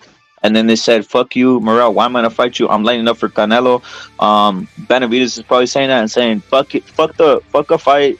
I'll just wait it out and get that Canelo fight after he gets the September fight." You know, man, the September yeah. fight, bro. Bro, I've seen this shit. This shit has happened to me, and maybe it's happened to you. But I've seen this shit at plenty of workplaces. Like the owner gets people tripping, and they don't know what's going on. And that's what we said, bro. Like these motherfuckers obviously don't know what's going on. Facts. And then the boss sells the company, or something happens, and you're just like, what the fuck? Like, damn, we just really got played out here, because the owner is a puppet master. Yeah, he said these guys are puppets. Yeah, he goes in there and he fucking pulls the panties off of the secretaries, and the minute the fucking shit pops off, he's like, "I'm out of here," and he sells the company, and everybody's left with the lawsuit, and next thing you know, all that shit, dude, it's wild, dude. Yeah, he was banging this secretary and this manager, and the owner's just like laughing all the way to the bank. The damn Me Too movement never got me, bro. I'll say this straight up, bro. The secretary's like, he promised me a promotion. Yeah. That's David. Yeah, he promised me a promotion too. Oh, shit. Oh, man. Hey, it is what it is, though, man. You should have known better. Hey, right there we have Alonso saying that he really wants to see Better Be Bivol. Alonso, that's what you call a fantasy fight, dude. But WBC has been saying it's over with, bro, for a while. Yeah, they told people it's not gonna happen. I wanted to see it so they could fucking kill each other and add up a lot of mileage to themselves. Bivol and Better Be, then Canelo could go in and sweep them. But I mean, that's not happening, bro. We're asking for too much. Look, Rap, at the end of the day, even all this drama and this hoodwinking, and if it was getting duped, we still get what we want. Oh, we get whatever we got. We got everything we wanted, and a lot of guys get. Look, I think for the most part, the American fan base, let's keep it real, they don't want to see Bivol. They didn't want to see any of this shit. We've been getting it. I've seen it. You've seen it, bro. They wanted to see Charlo. Whatever they're saying right now, no. They wanted to see Charlo. They wanted to see Spence. They wanted to see Benavidez, dude. They don't care about none of the other shit. They don't care about Bivol. The American fan base, right? But again, it's always one of those things where people fetishize something they're not going to get. So all of a sudden, when they flip it, you want it more, right? When they flip it on you, you want the opposite more. It turns into like a nasty little fetish you get. So it's like, nah, dude, you got your little dirty little fetish, guys. You got fucking Canelo is giving you your fucking dirty fetish. Arturo, you're saluted times a billion. Canelo's giving you guys this fetish, and this is what you're going to get. You're seeing the fight you guys always wanted to see. You're seeing Canelo fight black guys. That's bottom line, dude. Bottom line, what you guys have been saying, that Canelo's ducking black guys, there it is. He's never ducked one black guy in his life, dude. Straight up. You know what it reminds me of, Rep? Is like, I don't know if you had the experience when you couldn't understand why your dad was doing certain things. You didn't like certain things he was doing, and he told you, just wait. It's all going to work out. Because he's seen the road ahead, He understands things. Yeah. And then it all falls into place. And you get what you want. Yep. Yeah, go ahead. They teach you by not teaching you. Explain. Like you said, they're like, yo, you're like, that's exactly what I'm trying to say. Like, you said it, you're like, hey, hold up, what's going on? And you're like, nah, just hold up. You don't need to know. It's just going to work out. And you're like, what the fuck? Right. You know what I mean? Like, you're basically getting taught a lesson, and then maybe you see at the end, oh, now I see it. But it's like, what the fuck, dude? Just tell me. Shit like that, right? Yeah. Crazy. Yeah, we win, man. The boxing fans are Canelo Alvarez is giving you what you want, because basically everybody turned their back on him with the Ryder fight. Everybody, maybe except 300, and now he's exactly. About 300 motherfuckers straight up. About 300 motherfuckers are still rocking with it, dude. Other than that, it was a fucking fest of cucks, of fucking losers, and all this other shit. Going down on Canelo, dude, like you did something. No, Canelo's been fighting and doing the best, bro. Like, what the fuck we talking about? Alonso, are you paying for all these fights? Alonso, are you paying for all these fights in the chat? Arturo, you're saluted. Are you paying for all these fights? He wants Andre. Arturo wants Andre. Hey, maybe that happens. Who knows, dude? If something goes off the walls, maybe you do see that fight happen, dude. Right, right, Frank? Maybe you do see that fight finally come to fruition. Look, man, when you know what you can bet on, a monkey wrench. Straight up. You can bet on that. There will be a cog in the machine. This is not going to go smoothly. Whatever we think is going to happen, something... Look, man, what did I say the other day? I said, watch. Canelo's going to do the unexpected, the unthinkable, right? Because you got to keep up in the ante. When you're at this level, you got to do some big shit, right? Some Kardashian shit. You gotta go all in. This is the all-in move. He said, you thought I was going to fight Berlanga, you all do this. Now I'm shoving my chips and I'm all in. Yep. Look, at the only ones mad today, let's just keep it a buck, guys. Let me just keep it a buck, guys. We're going to break it out. There's only one people or one fan base mad today, bro. There's only one fan base mad today, guys. And let me break it out. Breaking news, bro.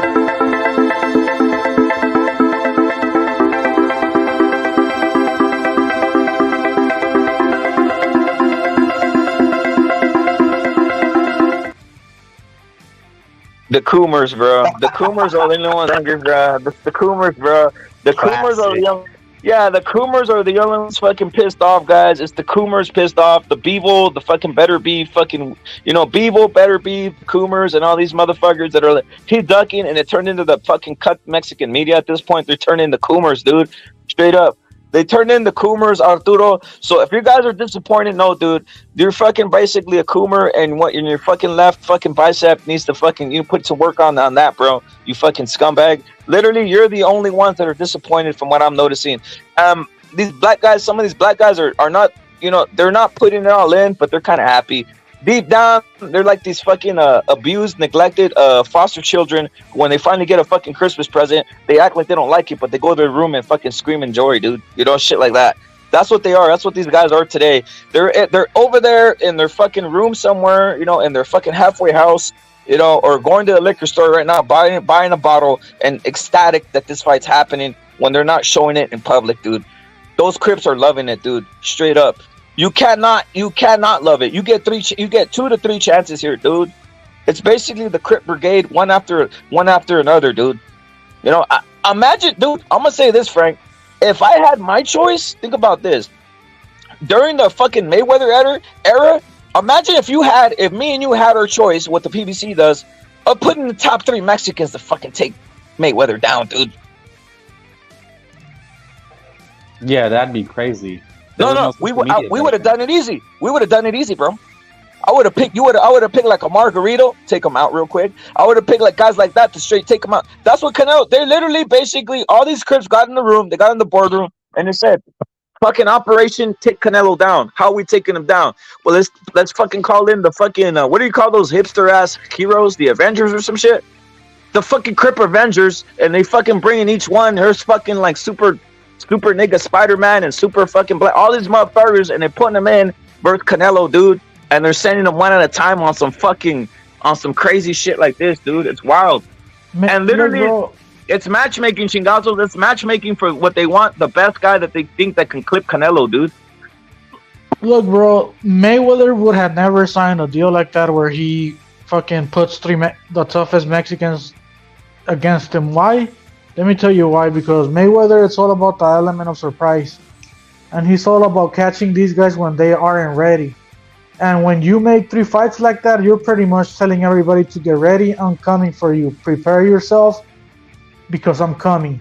So by Canelo telling Benavidez and what's the other guy? Fucking Spence and Charlo, I'm coming for you. He's eliminating the element of surprise. And those guys are going to be ready for Canelo, bro. Because they already know he's coming. And that's the difference, bro. Mayweather would fucking cherry pick these guys one by one and get them at their worst moment, bro. Or else he doesn't fight them, man. That's not how Canelo operates. I know what you mean. He operates just straight about the money, dude. Straight up. About the money and fighting the best. Like literally anybody could say different. Canelo literally just said, let's bid to the highest bidder since these guys aren't giving me money at the zone. I literally have no fear to go anywhere. Send me the money and let me clip these motherfuckers. It's prize fighting. Canelo's the last. Hey, Chingazos, Canelo is literally the last prize fighter too in existence of boxing, dude. Where it's not about. There's no motive.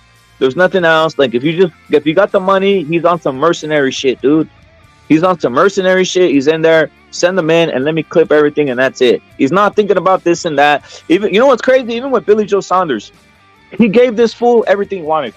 He's on a promotion that theoretically he could run, but he literally said, you know, Billy Joe, you want a fucking bigger ring size? Let's do that, dude.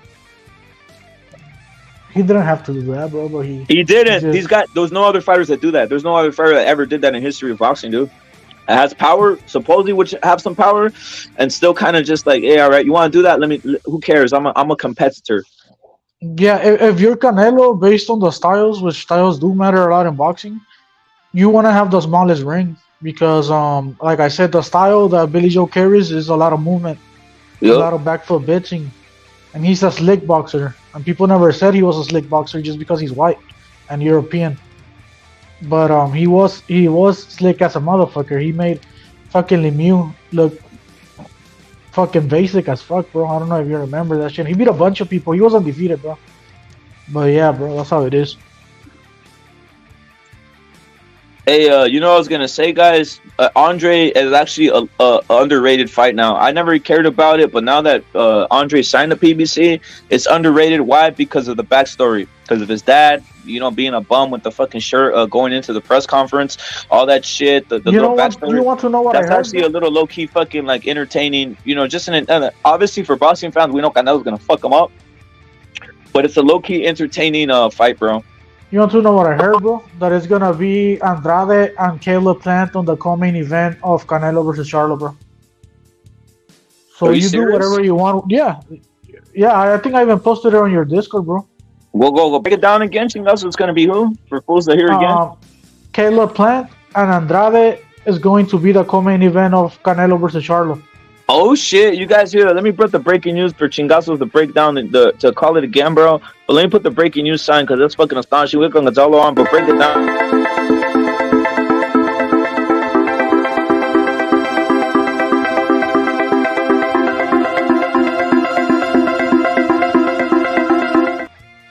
Its own salute, but breaking news: Chingazos saying that the fight on the undercard is of Charlo Canelo will be Andrade versus Plant, which is a pretty good fight. Back foot guys, but the name recognition is there at least due to Canelo fighting Caleb Plant. How they already announced the undercard? I mean, Chingazo's on it, bro. The fuck? I don't know. Chingazo's straight up on it, homie. Fucking dudes and emails, huh? Yeah, they're ready, dog. They're ready. No, look at.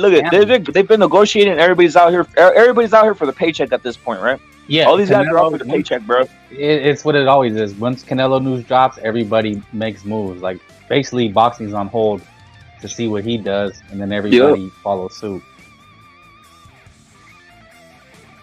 Gonzalo, what's your thoughts on this, bro? We got Gonzalo on here. This shit's happening. 3 fights now, Gonzalo. What's your thoughts on this shit that we've been saying, and now it's happening? What's your thoughts on Canelo? And I know you said it's easy work for him, but break that down. What's your thoughts of him going into the den of basically what these guys been saying, what ESPN's been saying, what Kellerman, what all these guys fight saying, fight Black Americans, and now it's happening. Yeah, he was gonna do that anyways. You know, he was just taking his time. He went on the European, they call it the bum bashing tour. No, but all those dudes had the belts. They were the best fighters at the time.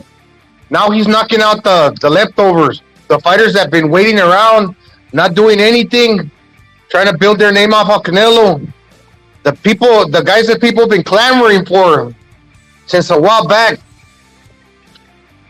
Well, he's getting to fight those guys now.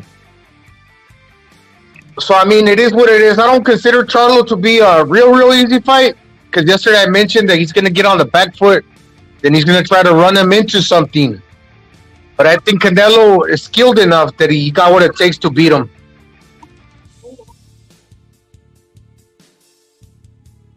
Hey, Pinzon, you're saluted. Pinzon, you're saluted. You know what they're saying, Gonzalo? They're saying Pounds is saying that Vargas versus Ray Vargas versus Figueroa is also on those cards, bro. So they're already even putting out the cards for September, bro. They're saying it's gonna be Canelo Charlo. It's gonna be what Chingazo said, Caleb Plant Andrade, and it's gonna be Vargas versus Figueroa on the undercard of that fucking Charlo Canelo fight, dude. So they're really PBC's really putting all their guys right there to make them what they are, dude. Crazy. It's good fights. I'm not gonna lie. Fuck it. It's good fights. What's your thoughts on that, Gonzalo, Chingazos? What's your thoughts on that, bro? On the Vargas Figueroa. All those they're putting. Look at they're stacking the card. They're stacking Andrade versus Caleb Plant is what Chingazo said, and then we got Pounds going saying that they got Vargas versus Figueroa on the under. What that's for a belt? That's for the WBC belt. Like the card is fucking pretty turning. Soothsayer, you're saluted times a billion, homie. It's turning fucking fire, dude. The PBC's got a bunch of fighters, and eventually, after 2-3 years of languishing, basically not doing anything, there has to come a point in time where you got to fit them into your rotation. So eventually, something had to go down with the fighters. If not, their career would have been pretty much a waste. So, I mean, in the last 3-4 years, you got a fighter signed to you. For example, the first 2-3 years might be kind of slow, but eventually there was going to have to be a good fight in order to fit them into your rotation and to complete the career of the fighter. And I think we're coming down to that point where all the loose ends you're getting to make the fights happen at this point, up until the very end of this rotation of the last 2-3 years where fights kind of sucked. Now you get them all at the end. So it's kind of a good thing. It's been a bad thing, but in the end, it's kind of a good thing because it all comes together. Hey, I got a question, bro. Gonzalo, you probably, like me and Chingazos, Pounds, and the rest of us, Soothsayer, you salute tons of billion out here, bro. You probably checked the landscape, right? And I don't know if you saw what happened on some of the Spanish media, dude. They're saying that Canelo is basically choosing the easy side to fight, bro. They're saying him choosing the fight, Charlo and all these guys is the easy way out. Which one did they want? Benavidez first? No, they're saying all those three, all the ones we mentioned, is the easy way out. They're just shitting on him. They're saying that he needed to somehow give Bevo more money or some shit. Dog, they're on some look at, you know how it is. First they were saying he's fucking avoiding black Americans. That's what they were saying over there, right? Now that he fucking is doing what they wanted, what Marpalito said and the rest of these fucking clowns were wanting, now they're saying that hey, he's taking the easy way out. Fighting these three fools is what they're saying now, dude. Benavidez, obviously Charlo, and maybe even Spence or whoever else is in there, dude.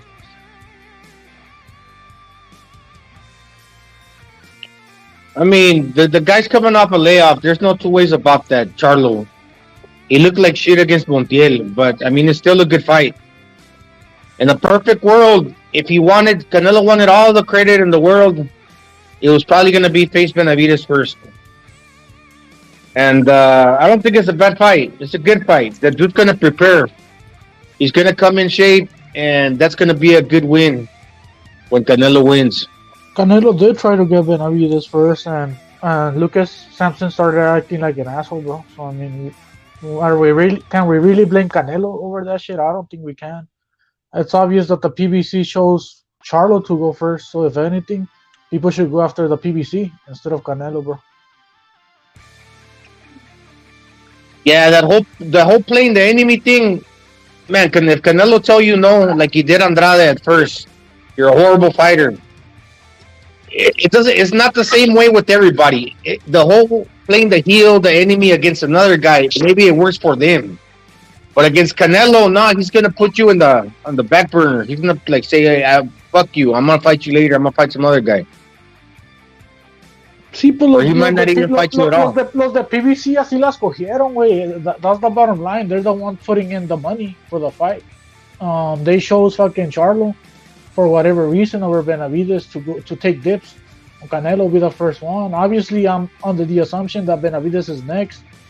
after Charlo because they're in the same weight class as Canelo and he's a mandatory, and now they're both gonna be working for the same company. So, well, I don't get the people's frustration over Charlo coming in first, or Benavidez coming in first. Who gives a shit? It's a 3-fight deal. They're both getting the Canelo fight. So, are they that fucking like? Come on, bro. He's already putting them in the contract. So, are they that desperate to see Canelo versus Benavidez, where they're gonna just shit on Canelo versus Charlo? Come on, bro. They just want to shit on Canelo, regardless, bro. Yeah, it's a good point, man. I think that's what Al Heyman did. You know, you got to fight this guy first, and then we're gonna go in order. After Heyman fight that, and maybe Benavidez second, then somebody else third. Sí, el peor es que ya lo engancharon, güey, al Canelo con 3 peleas, güey. That's the bottom line. They already got him for 3 fights on their contract, so it's really going to come down to the PBC on who they throw at fucking Canelo. And Canelo's not ducking any of these motherfuckers. He's willing to fight all of them. He only gives a shit about legacy at this point, bro, because that's how Canelo's career's always been, bro. About legacy, and he's been pleasing the people. The people wanted Canelo to fight Lara, he fought Lara back in the day. The people wanted Canelo to fight Trout because fucking Mayweather was ducking, he fought Trout. They wanted Cotto, he fought Cotto. They wanted Triple G. He fought Triple G 3 times, bro. The hardest fucking fight out there at the time, bro. So 10 taking Charlo, that's great, bro. Charlo's a 2-division champion, and people have been hyping up Charlo to be this monster that Canelo's ducking, and they've been spinning this narrative that Canelo's ducking black undefeated American fighters, so they're getting what they want. I mean, what's there to complain about? It's the perfect fight right now. Yeah, that's true. And, you know, he's still a name, and he's a good fighter. So, I mean, it's like in history, if you go back, you're going to be hard-pressed to find a fighter that's taking tough fight after tough fight after tough fight after tough fight. They all take like a tough fight or two, then they take a tune-up in between. It's real hard to find a fighter that's fighting killer after killer in their best moment. And he's more active than anybody else. You know, you're signing a fight at 3-fight deal, line them up and knock them down. The first one happens in September. Then by the end of next year, you're finished, and you're basically still young, like 34. Comparatively speaking to all the other active fighters from your generation, you're getting the more work done. You know, all the while, Charlo been waiting for a big payday. Now he gets it. But really, this is just another notch in Canelo's belt. You know, just another name. But then look at his resume. Way better than Charlo's at the end of the day. And all those fighters have been waiting around too. I mean, this is what the PBC has wanted. So basically, I mean, everybody gets what they want, and they should be happy about it. Doesn't mean that they're going to get the win, but it's good business for them.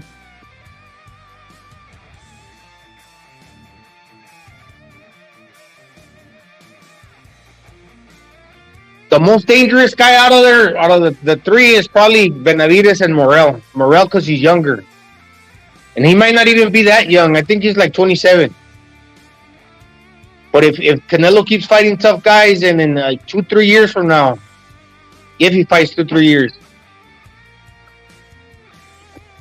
that fool's gonna be like in his prime, and Canelo's gonna be kind of like at the tail end of his prime. So be a bit slower, and that'll be a crazy fight. But for right now, I don't think nobody beats Canelo. Because he's still in his prime, 33 years.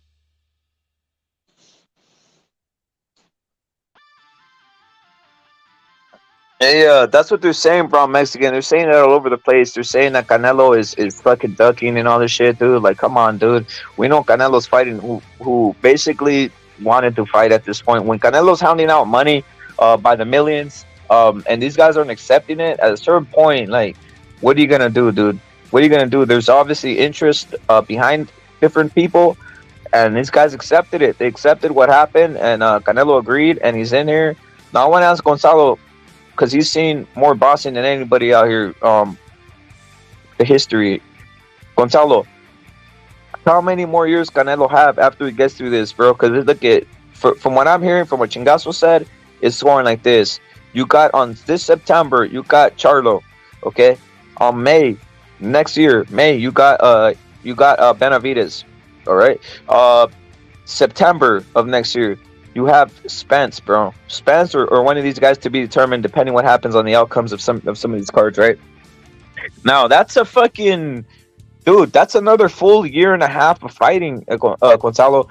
You think Canelo like clears this up and this goes, or you think he clears it up and then even go back to Bivol? Because a lot of shit can happen. Bivol may lose or some shit, or some shit could happen. What do you think happens between this little? It's hard to predict the future, but you think Canelo ends up fighting more years after that, or a long career after, or what do you think, Gonzalo? Because that's a fucking. I don't care what anybody says. He's not taking tune-ups here, dude. That's just my opinion. Yeah. I mean, he could keep going.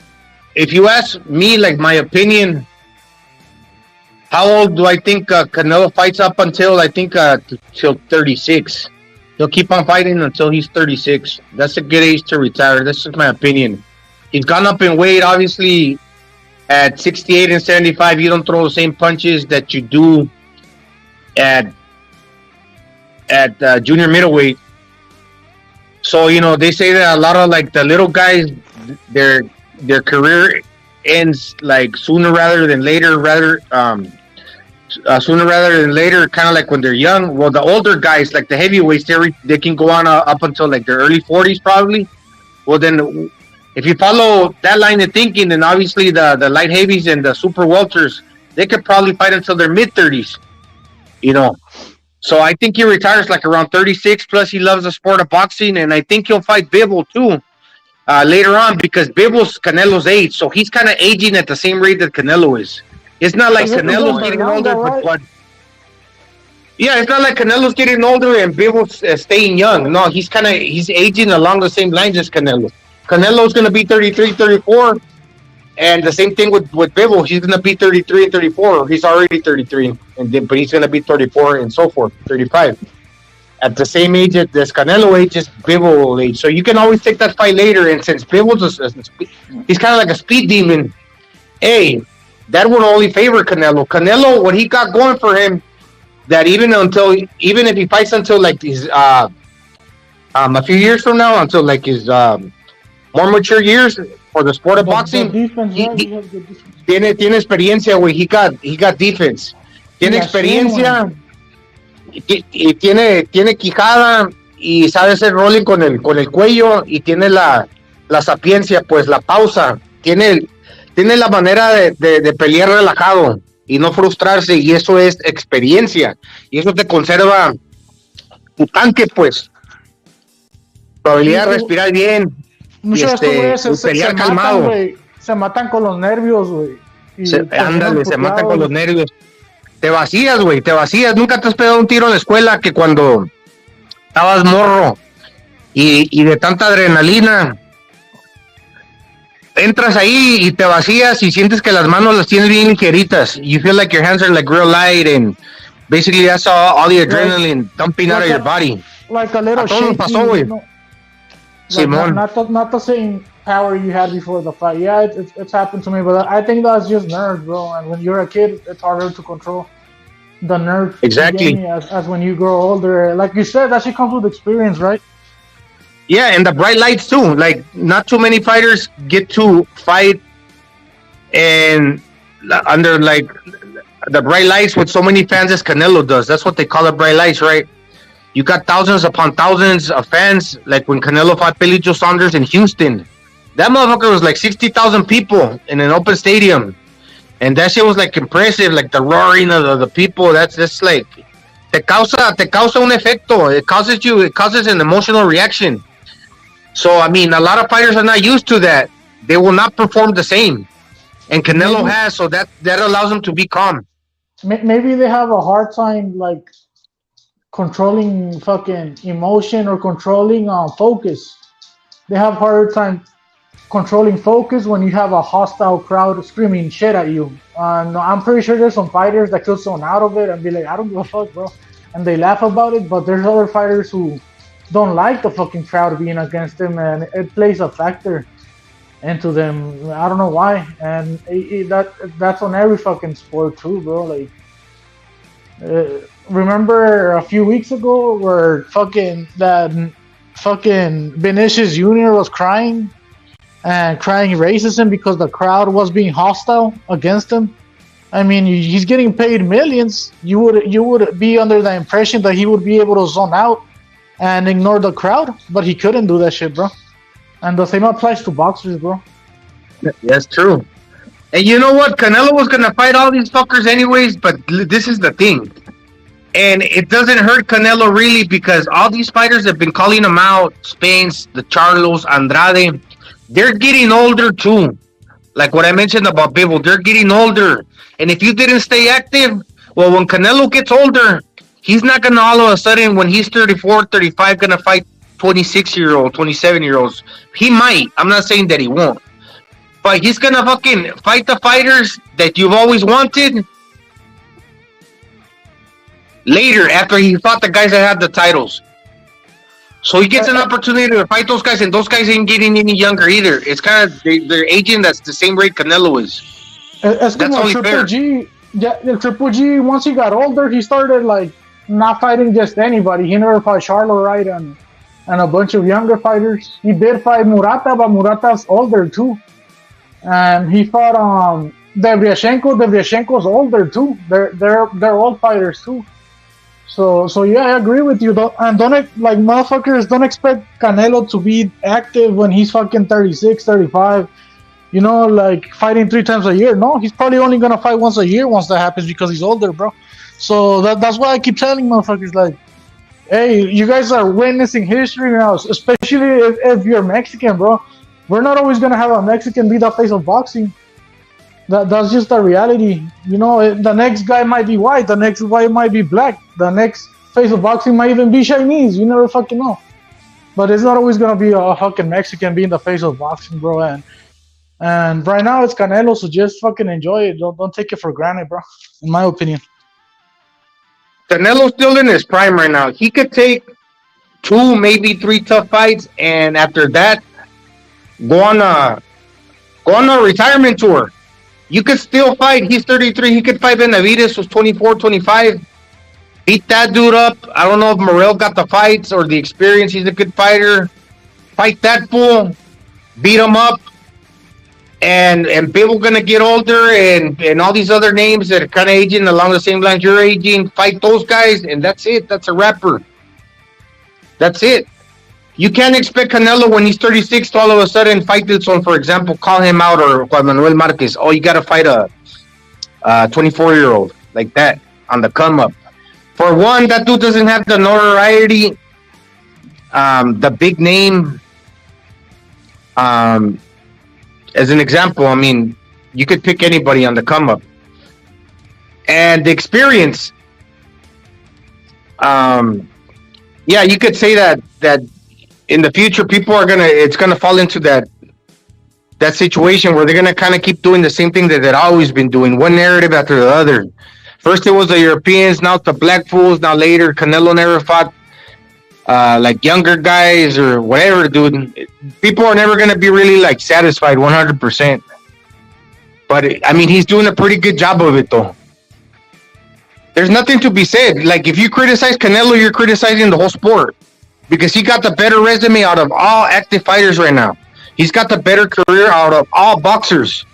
So if you criticize Canelo's career, you're basically criticizing everybody and under him. I mean, that's everybody. Because Canelo got better names than everybody. So basically you're saying the sport ain't shit. Yeah, and you could think that, but then Canelo's doing a better job, so what can be said about that? The last boxer that was like, he's probably got a better resume than Canelo, that you could make an argument, was Pacquiao. And Pacquiao's retired. So we're left with Canelo on top, you know, and everybody else is below him in terms of accolades and in terms of world champions defeated, and in terms of quantity of fights too. Canelo's 63 fights already. Charlo's gonna be the 64th fight, and we're not talking about a bunch of bums. We're talking about a bunch of badass fighters, bro, of the past fucking 12 years. He's fought them all, bro. So the longevity, the names, everything, nobody comes close to it in the sport of boxing right now of the active fighters. And I've looked into it myself just to see who rivals him, and he's ahead of the pack. That's the bottom line, bro. It's a better career than Mayweather's, because if you think about Mayweather, when was his last tough fight before he started fighting? For example, the Victor Ortiz win. He sucker punched that fool, and after that it was Robert the Ghost Guerrero, and after that it was Andre Berto, I think.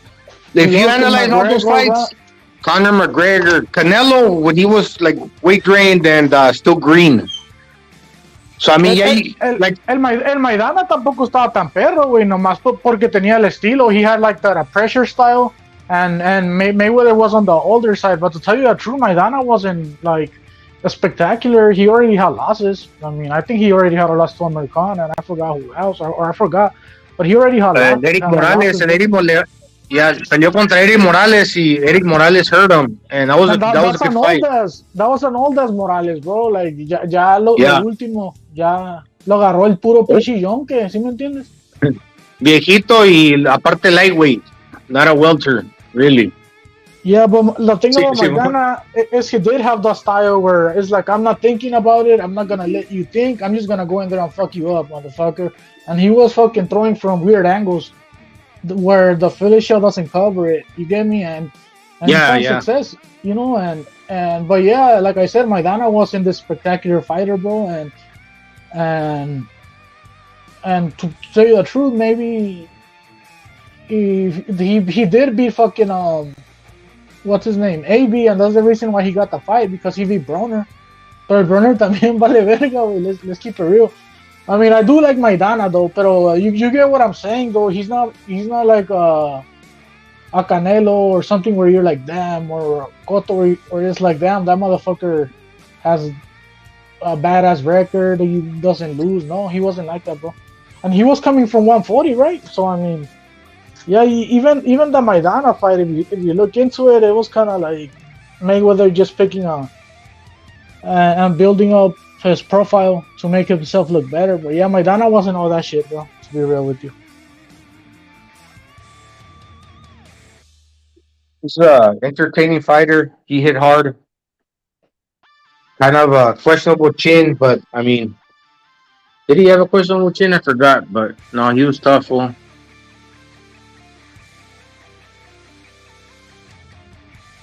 Kind of reckless in there, but yeah, a lot of people thought he beat Mayweather the first time, and that fool didn't even allow him to select his own gloves. He made him come in with some pillows. For a puncher, that's basically you giving away one of your strengths. He had Mayweather on the back foot, bro. Mayweather kept running and running, bro. On the first fucking Maidana fight, bro. I thought Maidana edged it by a little bit, and he should have gotten the decision, but we're talking about Mayweather, you know, it's hard to beat him on a decision, bro. Even, I mean, I thought De La Hoya beat him too, bro, but whatever. I thought fucking, obviously fucking, with that guy from Chicago, what's his name? Fucking Castillo beat him too, bro. Like, that one was, like, he got a gift decision on that one, Mayweather did. It was too obvious that Castillo won. Hey, all the still saying, hey, Gonzalo. I mean, hey, Mirage, bro, you're gonna get your way. Hey, Gonzalo, Mirage getting his wish, his dream, his fucking everything, bro. It's David Benavidez versus Canelo's happening, bro. Again, dude, Canelo literally pleased everybody out here. He got the Benavidez. He's doing that fight. He's pleasing these motherfuckers who thought Spence was something, and he's pleasing obviously the Charlo family. He listened to the fans, dude, at this point. A majority of the fans that were in his ear, he listened to them, dude. You know, at the golf course, everywhere.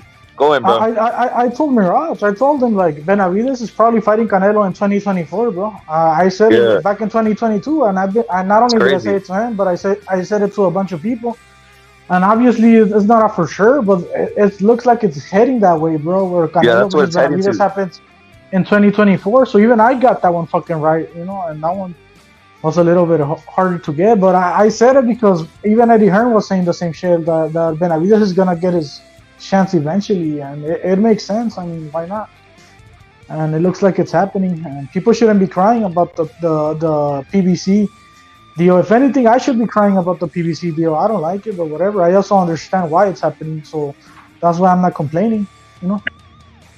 And if you think about it, really, Benavidez, that's good for Benavidez, because if you say Benavidez is green, which he's not, he's like in his prime right now. He's even going to be a little sharper and a little bit that much more better in 1 year from now. So he's going to be at the peak of his prime, right? Even David Benavidez Senior, correction, has said in the past, you better fight for everybody or anybody. You better fight David Benavidez now, because later it's going to be harder. So that's came out of David Benavidez Senior's mouth. Well, a year from now, he's going to be that. He's going to be that monster. Or he's fought the tough fights. He's going to be well prepared. And what else can you say? That's going to be a prime Benavidez. Hey, Gonzalo, I agree with you. And don't you think maybe the PBC knows this shit? Don't you think that maybe Lucas Sampson knows this shit? And Benavidez that obviously knows this shit because he said it? And maybe that's why they couldn't come to an agreement with Reynoso, and they started spinning these narratives, right? And maybe that's why Benavidez is second in line for the Canelo fight. You know, maybe it was programmed that way because they know that Benavidez is going to be an even tougher fight for Canelo in a year from now, or in next May. You get me? Like, it's going to be a tougher fight for Canelo. So maybe they planned it that way on purpose to make it harder for Canelo. And I don't give a fuck. That's cool. I don't give a shit. But I'm just saying, bro, like this narrative that Canelo's ducking Benavidez, fuck, bro. I don't see how, when he's actually just went into the company that Benavidez works for. I didn't see Benavidez going to the zone to get the Canelo fight. I didn't see Charlo going to the zone to get the Canelo fight either. You know, so Canelo's doing what they didn't do, and they should be giving him props instead of fucking complaining like bitches about it, bro. To tell you the truth. The problem with people like Samson Lukowicz, for example, they call Canelo the face of boxing for a reason. They say he runs boxing for a reason. You can't go to Canelo all of a sudden because you know he's getting ready to fight somebody and like make him a proposal. And like when he doesn't do what you want, fucking bitch and complain about it, because you're not the one in charge. The one that runs boxing is Canelo and his team. Basically Canelo. So basically he might tell you no now, but then later when you go home and like, man, fuck it, this dude, he didn't want to accept my fucking my contract.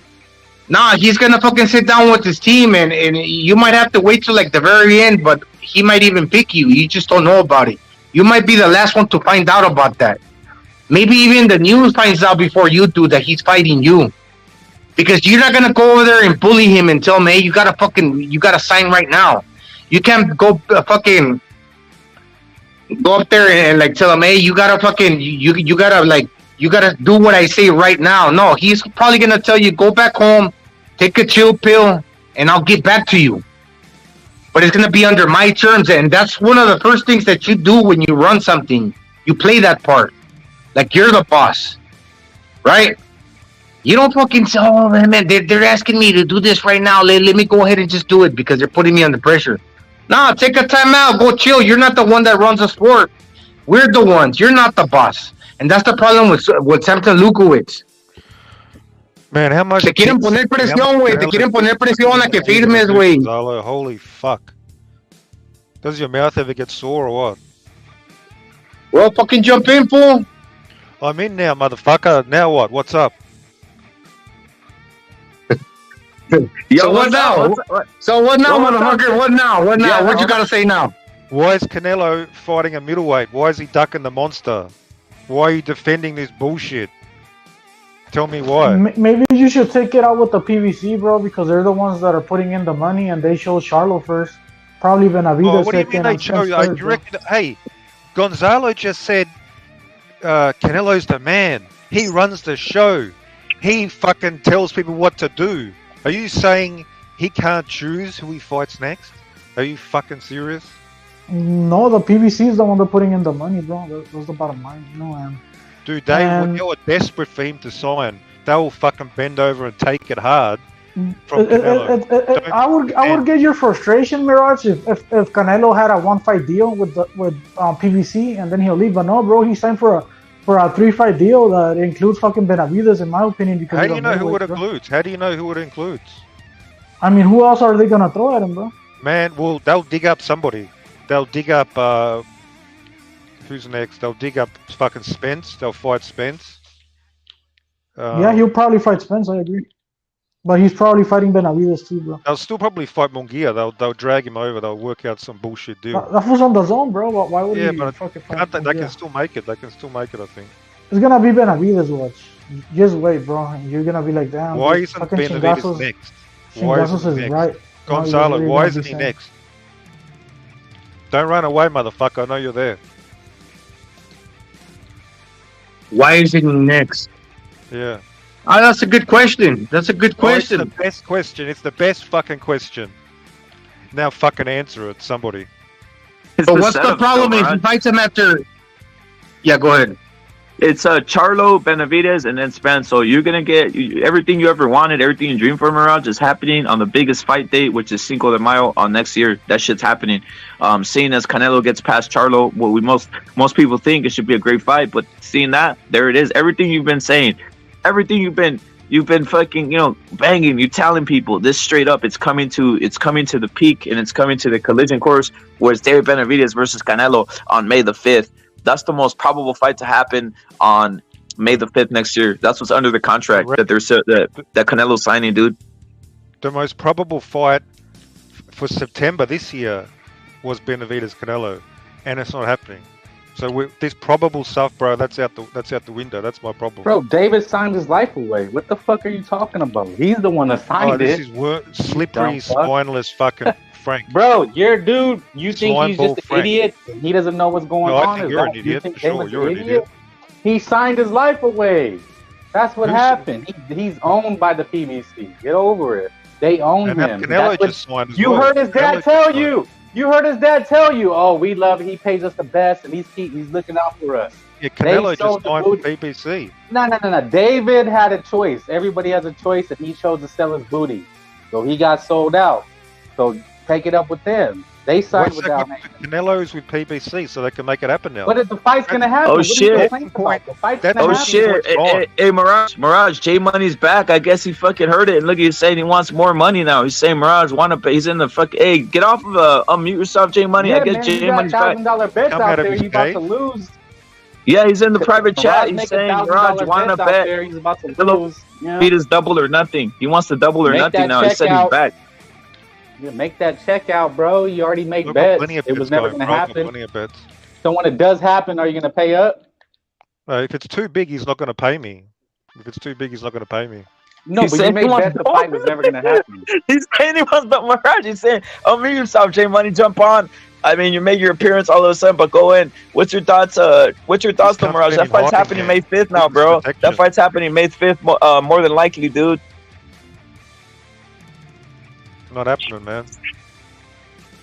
Yeah, bro. The bottom line is Canelo went into Benavidez company, bro, and Benavidez never went into the zone. So I mean, you can't really be fucking crying out here. It's Canelo chasing the big fights. And Gonzalo, you gone quiet. I've fucking smoked out Gonzalo already. Hey, and gotta let everybody else talk for him. I'm listening. Hey, Mirage, believe it or not, the narrative is that Canelo. Excuse why he's fighting Charlo? You still thinking of an excuse? He should fight Charlo. He should fight Charlo, bro. He should fight Charlo next time. Charlo's been in rehab, drinking, getting drunk the last 2 years, and he's dragging. But the PBC, the PBC believes in Charlo, bro, and that's why he's next. You know, obviously they believe in Benavidez too, but I mean, Canelo if that, said, I'll sign for you. You give me that fucking Charlo, that fucking alcoholic Charlo. That's the facts. and he said, give me Benavidez next when he's even more ready in a year from now. You know, So when that's he's what older, he said too. he's gonna fight Benavidez when Dude, you Canelo's said it was getting never older. gonna happen. It's I gonna mean, happen. What are you talking about? Canelo What are you is the angry older about? fighter, bro. Benavidez Jeez, is the young this guy's fighter, so it retarded. benefits him, bro. Yeah, but so you reckon Canelo's gonna wait? I'm gonna wait until I get older. And I'm gonna wait until David's Wait, stronger. it's yeah, gonna yeah, that's happen our next year. You plan. just said it's the next fight. It's the Charlo then Benavidez. You're getting what you want. What's the You're big just deal? pulling that out of your ass. No, you said it was We're never gonna not, happen. bro. It's a You're free making fight deal, bets. bro. Minaj, you said it was never gonna happen. You're making bets that Canelo will never fight him. That's Frankie, what you boy, said. I mean, bet how you many carry a times? pink Let's purse like Tank dude, Davis. the tape Carry is a out pink there, purse. dude. I can You play go it for out you. outside I mean, what do you shopping, want to do? You fucking bitch. You said it was never gonna happen. Isn't that what you said? And it's not happening. Yeah, I'm right. Okay. Who's he fighting next? Well, Is he look, fighting man, David Hey, Hey, Davis? Mirage, I've bet told you. you Let's a bet. few times, You want to bro, make a bet with me that now? That's never gonna happen. I mean, I want to Yeah, I'll bet you make a now. bet with you. I'll make because I want to get rid of you off this whole scene. hey, How Canelo much versus you want to bet it's never gonna Benavidez happen? is happening I'm in saying Canelo's gonna 2024, fight Mirage. Benavidez. That's what I have to say, bro. Are you still holding this never gonna happen? Yeah. I'm still Okay. confident. I'm still confident. Hey, Because Mirage, what's don't gonna make that happen- bet, bro. You're gonna lose your money, bro. Canelo really is fighting Benavidez next year, bro. Like, whether you like it or not, bro. We can't just ignore it's not happening now when in 3 months. It's right there. It's ready to Well, go. look. It's right there, and it's not happening. Doesn't that Well, worry he's you? fighting Charlo, bro. Hey. Charlo's a good fighter. What are we talking Why is Your he about? boy. fighting Charlo? I'm not saying he's better than Benavidez, but he Charlo is a doesn't great even fight fighter. in He's the a good division, fighter, man. bro. He Bro. doesn't even fight in the division. Your Who boy is cares, gonna bro? get. He's tall as fuck, bro. Your boy is gonna get senior on live, and he's gonna tell you that's next. And what are you gonna say then? Then we're gonna see. No, but you know he's gonna go on there, and he's gonna tell you what's next, and then Canelo's part What of if it. he says And we're he's gonna not say- next? What about then? What are you gonna do? Are you gonna vanish from from this whole scene? No, that's what I'm asking Hey, you. What are you gonna Mirage. do when he tells Hey, you it's Mirage, next? Mirage, it's happening, bro. Like, you should be excited that he's signed. You should be excited that that's it's in the the same crazy network. part. You should I'd be be like, scared. yesterday. He's scared. Yo, I know, He stood Mirage. his Come on, bro. Yesterday, remember we saw these guys were scared. I'm talking about these guys, these black guys that were scared when I was saying the Charlo shit. They were scared. Like, come on, don't tell me you're scared of that Canelo fight now, bro. It's gonna happen. I think. There it is. Like, we're obviously nothing's Yeah, ever it's 100% sure, but it's more than 99.8 there likely.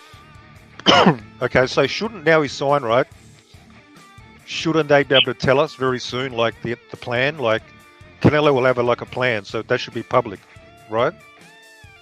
It shouldn't be a secret, right? Canelo should be able to say, "Okay, I'm going to fight Charlo, Benavidez, Spence."